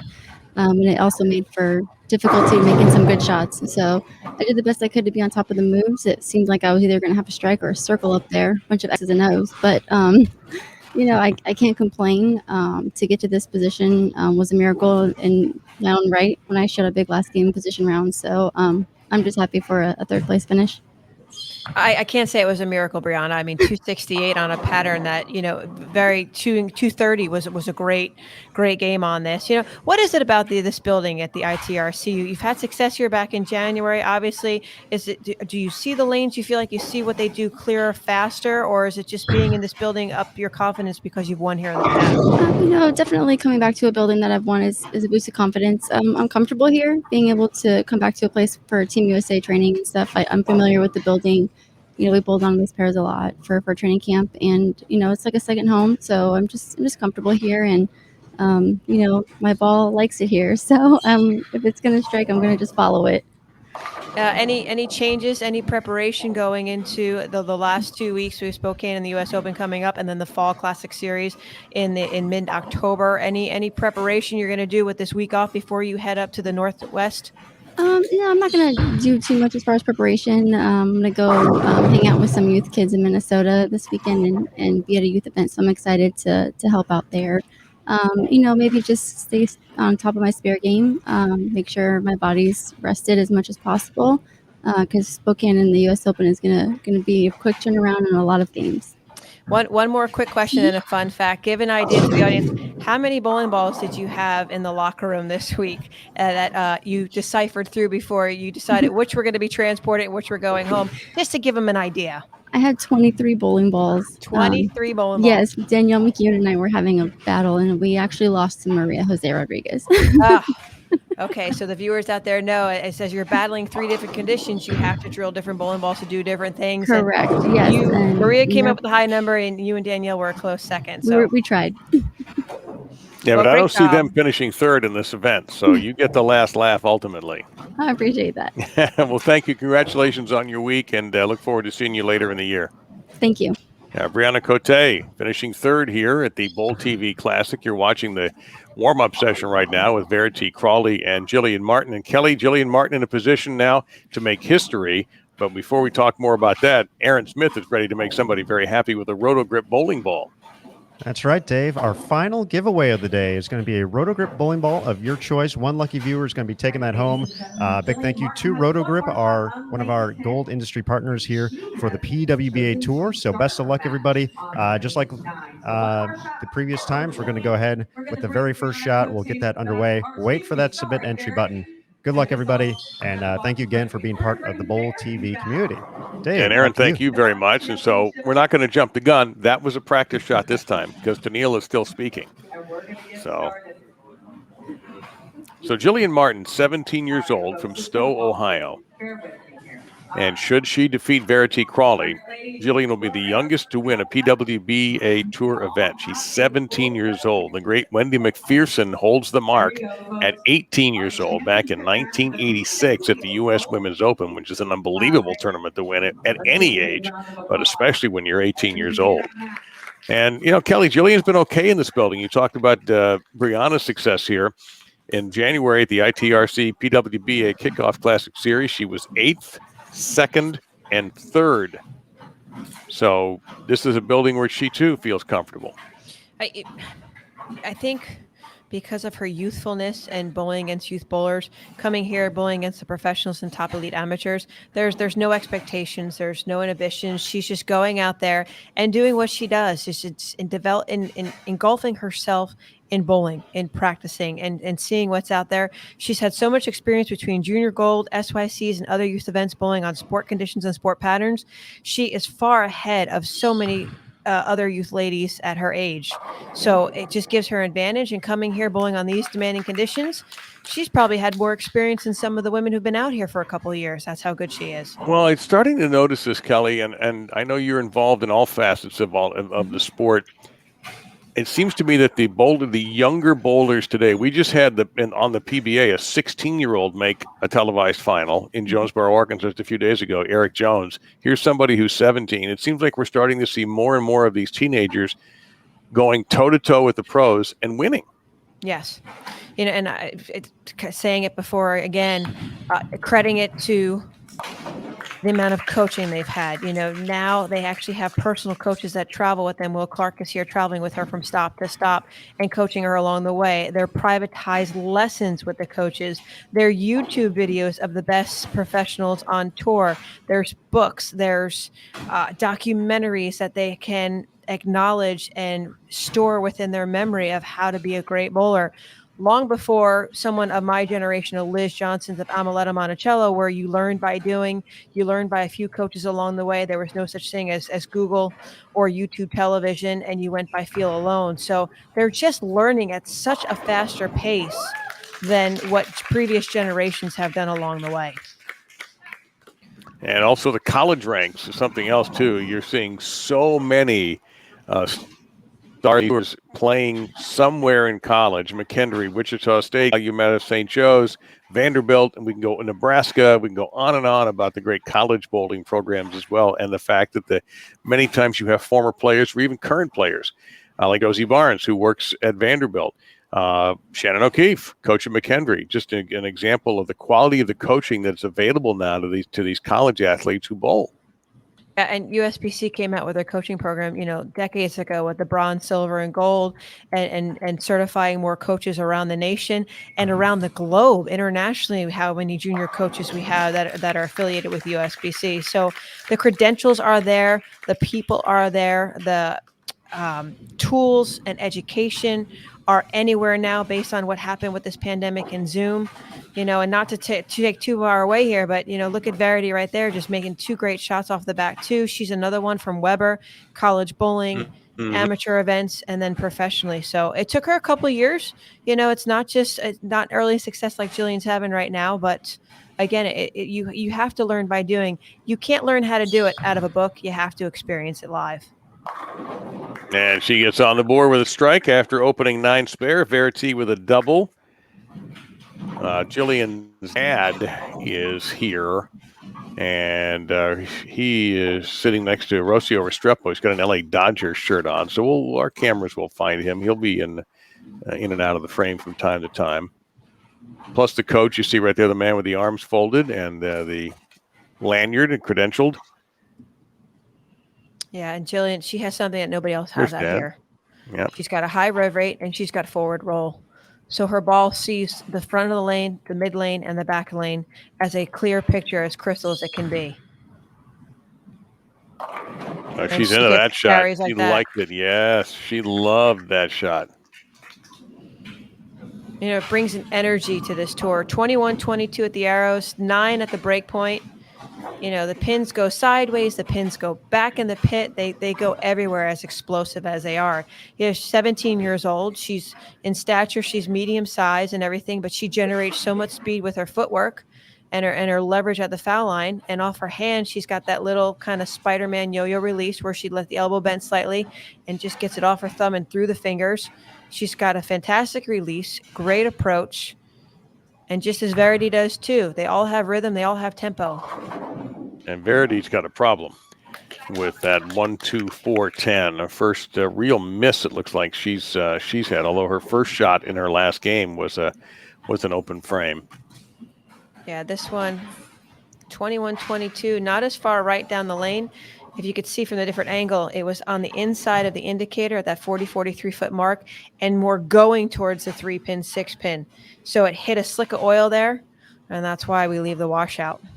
By the way, Will Clark, the man who's standing up just off Verity's left shoulder, now also coaches Julia Bond. She's going to go for this and just miss that 10-pin. He has a large clientele of bowlers that he works with across the country. Well, he's going to get more clients if they watch Bowl TV and see who he has and how many wins these women have picked up this year. And again, Verity would pass Julia Bond for the Player of the Year race, still with 5 events to go, of course. But just a monumental week for Verity. She's made the finals in events that she was able to bowl in. She was not in the regional.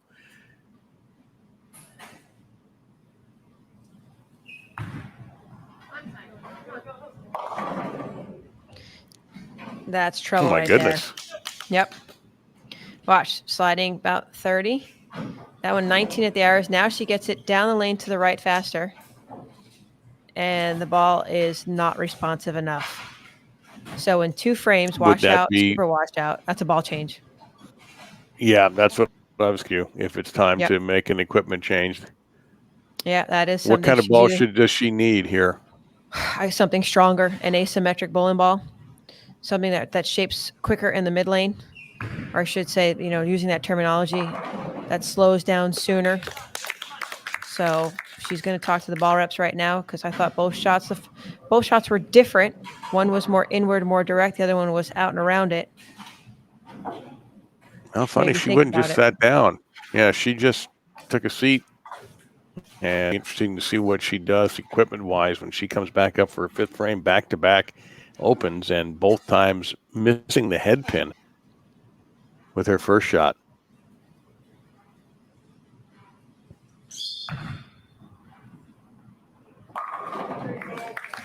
That's 3 in a row for Jillian Martin, who senses an opportunity and is grabbing it. I watched her do it all day. The last 2 days. She just phenomenal bowler. See, the ball is more forward off her hand. So again, the picture, it's a more rounded shape. It's smoother. She just does something that she has more of a gentleman's type of role with her release.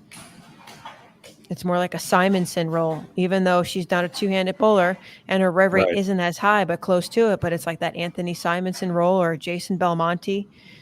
Kyle should pick some of your heavy 2-handed bowlers that have that more forward roll. Well, even with that, she did go a little bit through the face. She won this number 1 seed by 205 pins over Verity, who was the number 2 seed, led the field in average. And this just blew me away when I saw this. Her match play record was 20 wins and 4 defeats. Yep. Pretty remarkable, right, Dave? I don't care if you're 77, whatever age you are, it doesn't matter. I mean, particularly when you look, if you heard some of the names of those you've been watching of the people that she had to bowl against, Hall of Famers, dominant bowlers, and she scored 20 wins in 24 games. That's incredible. Bit dramatic there. Well, and what it's fascinating too. She never uses a plastic ball. Watched her all week long. She was on my squad. She never uses a plastic ball. So as good as she is with her release and hitting up on it to get the rotation off her hand, she's just as good as going the opposite direction and taking down to 0 rotation and going straight at her spare, similar to that Norm Duke or Shannon Plahowski does it too on the left side. Here's a ball change. You called that. Oh, come on. All right. She knows it too. She went to a stronger asymmetric bowling ball. See, the ball just picks up a little bit sooner. 6 pin again. Falls in front of the 10. 7-10 stands. Catches the roll to leave only the single pin spare. She knows she's behind, but she made the correct move.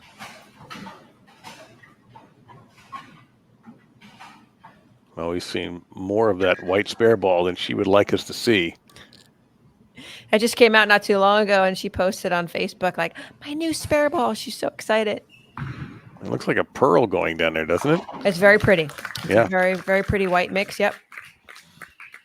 There were the Cobra X, I believe, was back in the 80s or 90s, was another popular white bowling ball.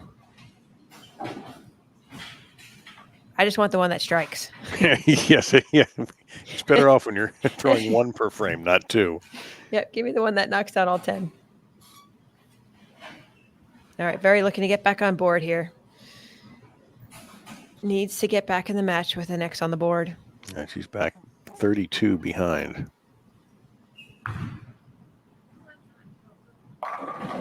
Good shot. Yeah, that's the best she could have hoped for right there. And Dave, I'm not sure of the other shows you watched too, but that she made a ball change against Birgit and she went weaker instead of stronger. And I think that was detrimental to her not continuing on throughout the match. Same thing in the last telecast. She struggled a little bit with some reaction along the way. So she's on the cusp. She's there to having multiple titles already this year. It's just clarity of it and getting there faster. And Jillian, quick setup, quick go, quick let it go. And a big tap on the 10 for an important strike to maintain that big lead. Great physical game. When you watch from front to back with the great angle camera that we have, you'll see her arm swing and the ball drops straight into the swing. Straight back, straight forward. Her hand is behind it the entire time. Her left arm comes in front, which means her hips have to open and the shoulder is forward. She then keeps the hips open and she drives off that power step to slide as long as she does. Trail leg tucks in underneath and the hand drops directly underneath her shoulder into the slot, creating maximum amount of rotation.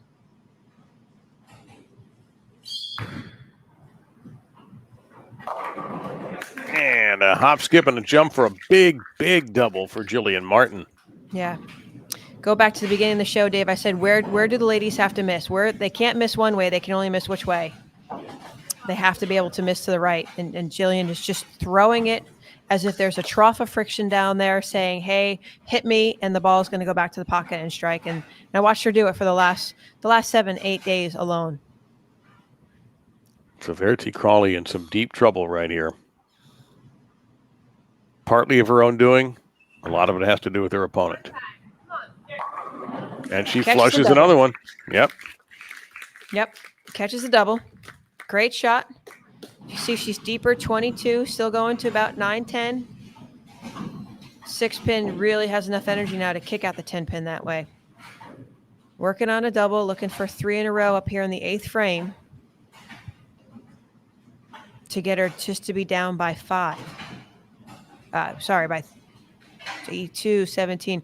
I'm in my small screen right now, so that's why I've just got to catch up a little bit there. As you said, 30-something.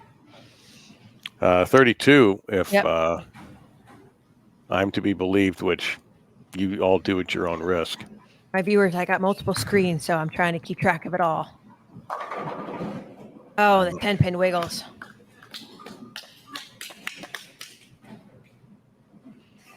There she is, 22, 8-9, just a little slow and lazy. Boy, the great camera action here right now to see in slow motion and just watch the 6-pin just fall in front. It's that lazy 6, that flat 10.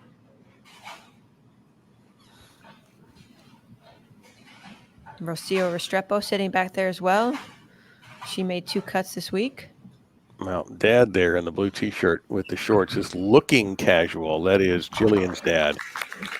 But I'm a sports dad myself, and I know what that heart rate is right now. Dave, he had the binoculars going, so don't let that comfort zone in the chair sit there. He was behind near the desk by lanes 1 and 2, and I saw him with this scope. He knew everybody's score along the way. He's just been so supportive of her, so supportive of the other women bowling, cheering us on as we walk through the door each morning. So, but don't let his casualness fool you. He's hiding it, believe me. Yeah, as any parent would be. He's throwing every shot with her right now. Well, she doesn't need the help. She's closing in on making PWBA history. Well, let's just say I don't think she can cash in any more events because she's cashed in so many based on the rules of the PWBA organization. I think she has eligibility to go to the U.S. Open. I'm not quite sure. I think we'll see her there, but don't count her out. We'll be seeing a lot of her along the way, and a commanding lead right now, 177. She can shoot 267.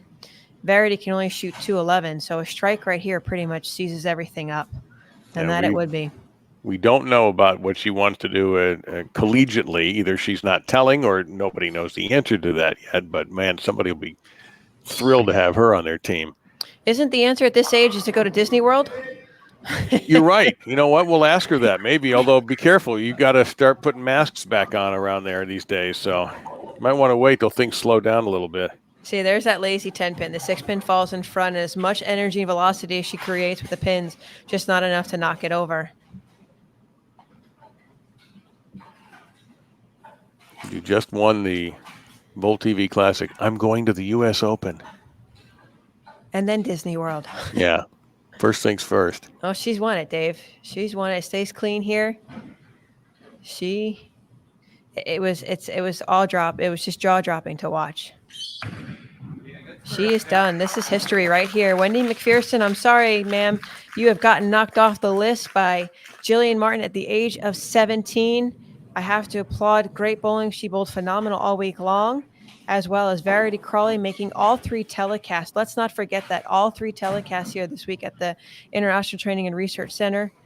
She's walking away maybe with not an extra title under her belt, but as you said, leader for the Player of the Year. Long way Well, to she's go. second now. Second. Yeah, Julia's still ahead, but Verity's made a big move. The only way she could have gone ahead of Julia was to win this, which is not going to happen. But still, she is sitting in a position where Julia Bond, who we just saw was in your frame, in our frame certainly, a great week for Verity. 4th place at the Go Bowling Classic, now back-to-back second-place finishes at the IBC Classic and here at the BowlTV Classic. So she has arrived. Well, I'm glad she's only 17, Dave, because I'm not ready to bowl against her every week. I'm thinking to myself, wow, this phenom of a bowler and person that she is. And don't forget, you said this coming Saturday, she's going to be at Fox with Friends for National Bowling Day this coming Saturday. So look for her to be on that telecast. I gave her some heads up. I believe the Las Piñas put out the lane there with the outdoors, so to bring some extra soles and heels along the way. But what a way to represent bowling coming off a victory, and what a great interview that will be on National Bowling Day this coming Saturday at Fox and Friends. And she'll give them something to talk about, too, because she's going to walk in there as a champion on the PWBA Tour. And as Kelly mentioned, a record-setting champion as the youngest to win an event on the PWBA, passing the great Wendy McPherson. What a name to pass, too, Yeah. as far as in the history of the sport. And to do it at 17 years old, and to have, to be honest, dominated this particular event. She did. And Wendy, don't forget, she did win the U.S. Open at 18. So please, let's keep that notch in that belt there, That's as true. prestigious as it is.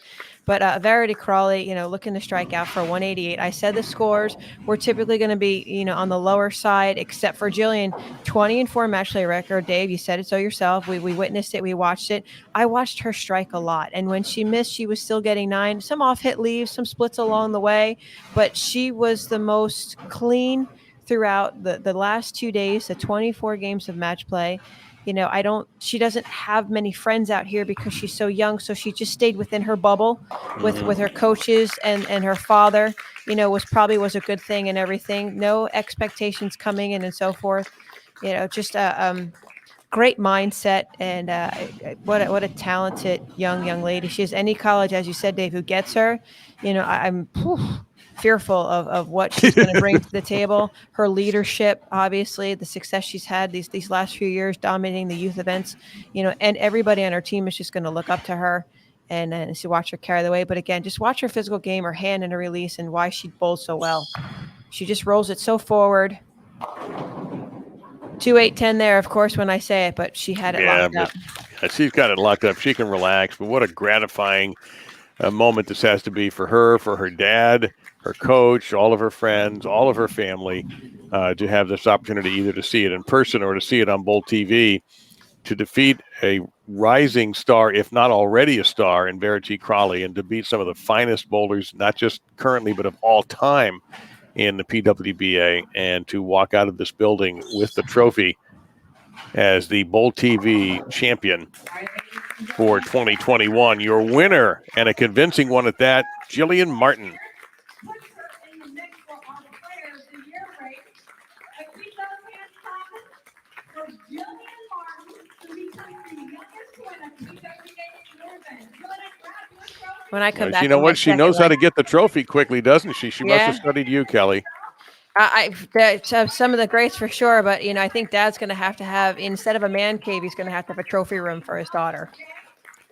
Oh, there's no doubt about that. And you know what? That won't take him about 2 seconds to plan. While we look at Jillian, we have Verity Crawley standing by to talk to us. Just had an unbelievable week in Arlington. And Verity, first off, congratulations on your week. I mean, you have a lot to be proud of. What was the difference between the two games you bowled, the one you won and then this one? I hit the pocket a lot more on the one I won. The way that I needed to create angle on the lane, I did a much better job in the first game than I did in the second game.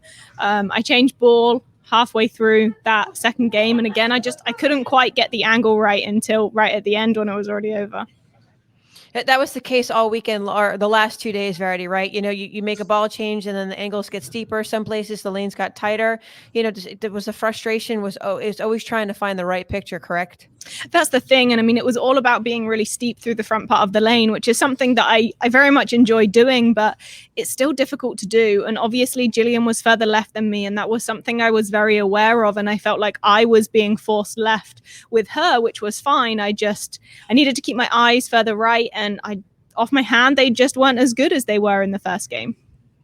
What do you take out of this week? You made every telecast, and although you don't take out a trophy this time, but you've had a breakout year. I know how hard you've worked. I follow you on social media. I see all the photos of you in the gym. I see all the photos of what you were doing in England during the pandemic and the times that you were over there, and you weren't even sure you could get to the United States to bowl at one time. How you look at your season so far? It's been phenomenal. I mean, again, it was so emotional because obviously at the beginning of the year, I didn't know that I would be here. So to be able to actually be here and be out competing against the best ladies in the world, like it's such a nice feeling. Like that's helped me bowl so good because I'm genuinely just happy to be here. And, you know, sometimes we kind of take for granted things. And I feel like this year I haven't been doing that. I've been so happy to be here competing, and it makes a difference when you really enjoy what you do. I've said this, and I'm going to tell you personally, I think you're the best executioner on tour right now. Physically, you look so sound from back to front, from the back of the approach to the foul line. You're seeing things more clearly than you ever have before. The break was a good thing, and your appreciation for that time off and being out here and having the tour to bowl on is definitely emphasized in your skill and what you're showcasing right now. So I guess it's just a compliment to you. But I also know, you know, we see the gym posts, like Dave said, along the way. Just give the viewers back home. I mean, you travel with your little case of food. You know, you're constantly worrying about nutrition and keeping your energy level up. Just describe to the audience watching right now some of your snacks, some of your regimen along the way that's helping you being so successful this year. I mean, we bowl a lot of games. I mean, I think about what I have bowled this week alone. Obviously, I bowled more games than anybody. And I feel like if I wasn't physically fit, there is no way I would be able to do that. For one, we don't get to sleep a whole lot. So I have to ensure that I'm fueling my body with the right nutrients. And a lot of people don't like to bowl when they eat. I'm the complete opposite. And I think sometimes because I get a little bit anxious, I actually almost like to eat to take my mind off things. So it's just small snacks along the way. Like I might only have a few snacks with me, but they last me for a long period. So, you know, this week I literally had anything from yogurt to salad to carrots, rice cakes, almond butter, just little bits of protein. And it really depends on our squad and what we're doing. Obviously, you know, yesterday we bowled 16 games in one day. So we have lunch and that's it. So it's just figuring out when to eat to ensure that I'm going to be able to still peak physically. And when I'm in game 16, I don't want to be falling asleep on the approach. So what can I do to ensure that I'm awake? And same thing physically, you know, my body felt fantastic this week. And I don't think I would have said that 2 years ago because I wasn't as physically fit. And I think I would have been physically exhausted as well as mentally exhausted. Well, I sure do appreciate that. Just giving the fans the insight. I want to know your favorite snack next time I'm next to you. But, you know, Verity, I applaud you. Great job this last 8 days. And, you know, I was in awe watching you, and I'm just so proud of you. Thank you. Yeah, we're very happy for you. Congratulations and continued success. And we'll undoubtedly see you again on TV, Verity. Thank you so much. Thank you very much. Thanks to all the fans at home for watching as well. It's been a great week. I see Aaron Smith. Aaron, what can we do for you, sir? I'm just hanging out enjoying the interviews. That's all I'm doing right now. So, Chime in anytime, Aaron. Chime in anytime. You guys have had an excellent show so far, and cheers, Kelly. And we're going to have Jillian Martin joining us here in just a moment as well. So it looks like she's actually got the headset on. So without any further ado, let's meet our history maker here tonight, Jillian Martin. Yeah, let's do that. Yeah, out of Stowe, Ohio. Jillian, welcome. Congratulations. First off, how long do you think this is all going to take before it sinks in? Honestly, I have no idea. I mean, it's just so amazing to go out there and bowl against the best ladies in the world. And just to be able to do what I did, I feel like I made pretty good shots that whole game with the exclusion of the 10th frame because I was just a little excited and happy and all that good stuff. But it's awesome. Jillian, 17 years old. I watched you strike a lot. It was just, I was in awe. I was impressed. I was overwhelmed with your skill and ability. You know, just what do you think has helped you the most to not only win your first professional title, but just to be a winner out here against the best? What describe to us, you know, is it your coaching? Is it your time on the lanes, or is it the support from your dad, or all the above?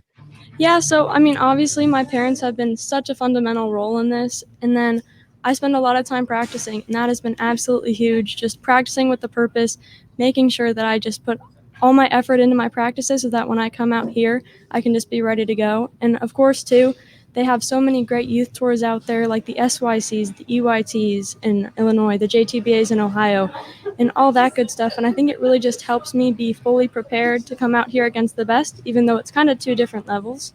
And then also, obviously, my awesome friends at Storm and I Am Bowling, they have given me all the resources I need to compete out here, and it's been so awesome, and I'm so grateful for them. Yeah, I have to agree.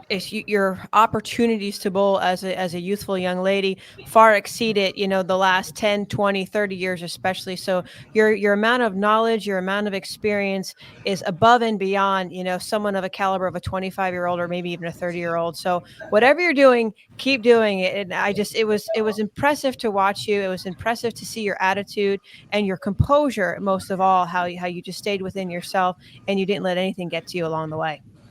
Thank you. Yeah, how do you do that? How do you, because we all talk a lot about the physical game while we were watching you bowl, but what about your mental approach? How did you develop that? And I'm sure it's something that's still developing, but how do you go about that? Yeah, so I mean, obviously it is still developing, and there's been a lot of ups and downs along the way, just trying to figure out what works for me. But I think my main mindset just coming into all 3 tournaments here at the Summer Classic Series was just, I want to go out there and have fun, because at the end of the day, this is long term. I want to make sure I'm having fun every time I step foot on the lanes, and I feel like that's just kind of what I did out there. What about your short-term plans? You have another year of high school? I do have another year of high school, so I'll be a senior this year, and I'm not sure where I'm going to go to college yet, but I'm hoping to commit in mid-November. I'm sure you'll get a few brochures in the mail real soon if you haven't already. So we look forward to hearing about that decision. And again, congratulations on setting a mark for the PWBA that may not be broken for a long, long time. And all of our congratulations to you, to your dad. I know that had to be cool to have him there, and we just really enjoyed watching you tonight. Congratulations. Thank you. Congratulations, Jillian. Yeah, the PWBA's newest winner there, Aaron, Jillian Martin, 17 years old, a worthy winner. And I just go back, Kelly, to the grind of match play. Just announcing it, I get tired. You're bowling it, and she takes 24 games and wins 20 of them. When I just could not believe that as a stat, and then she just comes in and acts like it was no big deal and wins her game. Yeah, you know, Dave, when we see all these different varieties of patterns, the length, the volume, and so forth, there's always going to be that one bowler that's going to be the outlier, someone that separates himself from the field because they match up physically, naturally to the pattern itself. And Jillian had that slight advantage along the way. Not only did she have that slight advantage there, but then she can execute. She made the right ball changes. She's got the right people behind her supporting her along the way. So everything is it's not spoon fed to her. It's just being provided to her and putting her in the right direction of where she needs to go forward and so forth. So for that, I mean, Verity, like I said, she's the best executioner on tour right now, and she ran into a little trouble when the lane started to change. She said Jillian was further inside of her, just same as Jordan was a Bryanna and Birgit. That's why that traffic get there. And again, you can't afford to miss. And Jillian only missed once. It was the 10th frame already when she won. But out here against the best of the best, you can't really afford to do it. And on a harder pattern, it's even more challenging that if you do that, you get 9. So she naturally matched up. No expectations. Her mind was in a different place, maybe because she's not a professional. She's only an amateur. And having all those pluses on your side, you know, really starts to teeter that scale where she's up here, where the other bowlers are still trying to catch up. And it was a masterpiece. She made it look like a challenge condition where some of the other, like myself and other, we made it look so much harder. Well, True. you know, the advantage of youth, I guess, is part of Yeah. it, but her physical game is something else to see, Aaron. And we were here. Kelly and I are really thrilled. Great to see Kelly again, and to you all again. Look forward to seeing you again as the year goes on. But this was an historic evening, and you think about what the last few days have been like. We talk about a future for the sport. Well, we had a 16-year-old and a PBA stepladder final, a 17-year-old dominating match play, dominating the tournament, and winning the championship. So future for the sport does look to be a very proper and a very bright slogan. Yeah, she's going to have some green jackets. She's going to have some tiaras along her way. You know, she's going to, when it is her time to come out of college and bowl on the ladies tour and be the future of that tour itself, she's going to be in the winner's circle a lot. I was going to ask her what her 10-year plan was, Dave, and looking ahead, Rookie of the Year, you know, Player of the Year, Hall of Famer along the way. You know, you think about what her next 10, 15, 20, 30 years look like, and you're going to see her be a representative of Team USA and this great organization, USBC and BPA, the bowling on Saturday for, you know, National Bowling Day. You're going to hear Jillian Martin a lot. All right, Aaron, that'll wrap it up for Kel and I. And that's, again, thank you for having me. And what a night this was. This was a wonderful evening and some terrific bowling and an incredible young champion. Absolutely, Dave. And a big thank you to you and Kelly for bringing us the action, calling this historic moment. So thank you for being a part of it here on Bowl TV. So we'll let you both go for right now, but thank you again for joining us here as we sign off from the PWBA Bowl TV Classic. A big thank you to USBC, BPAA, and their board of directors for their continued support of the PWBA Tour. Of course, Kegel, the official lane maintenance provider for our PWBA Tour athletes as well. Kelly, thank you for putting on a fantastic show throughout the course of the Summer Classic Series. Super fun to watch. And, you know, we've really enjoyed being able to bring this action to you. And a big thank you to everybody watching right now, the Bowl TV community. We really enjoy showcasing the best in the world. And what a week we had here at the ITRC. So a big thank you to you as well. The ITRC staff, Nick and Lou, for everything they do. The PWBA Tour staff, Tennille and Cecil, helping out this week as well. And the IBC staff also volunteering their time to help out this week. So a big thank you to the entire campus here in Arlington. So with that, the Bowl TV crew, of course, Jason Thomas, Matt Cannizzaro, Curtis Von Kruger. I'm Aaron Smith for our commentators today, Dave Lamont, the Hall of Famer Kelly Kulik. We'll see you soon. And remember, folks, on Bowl TV, bowling lives here.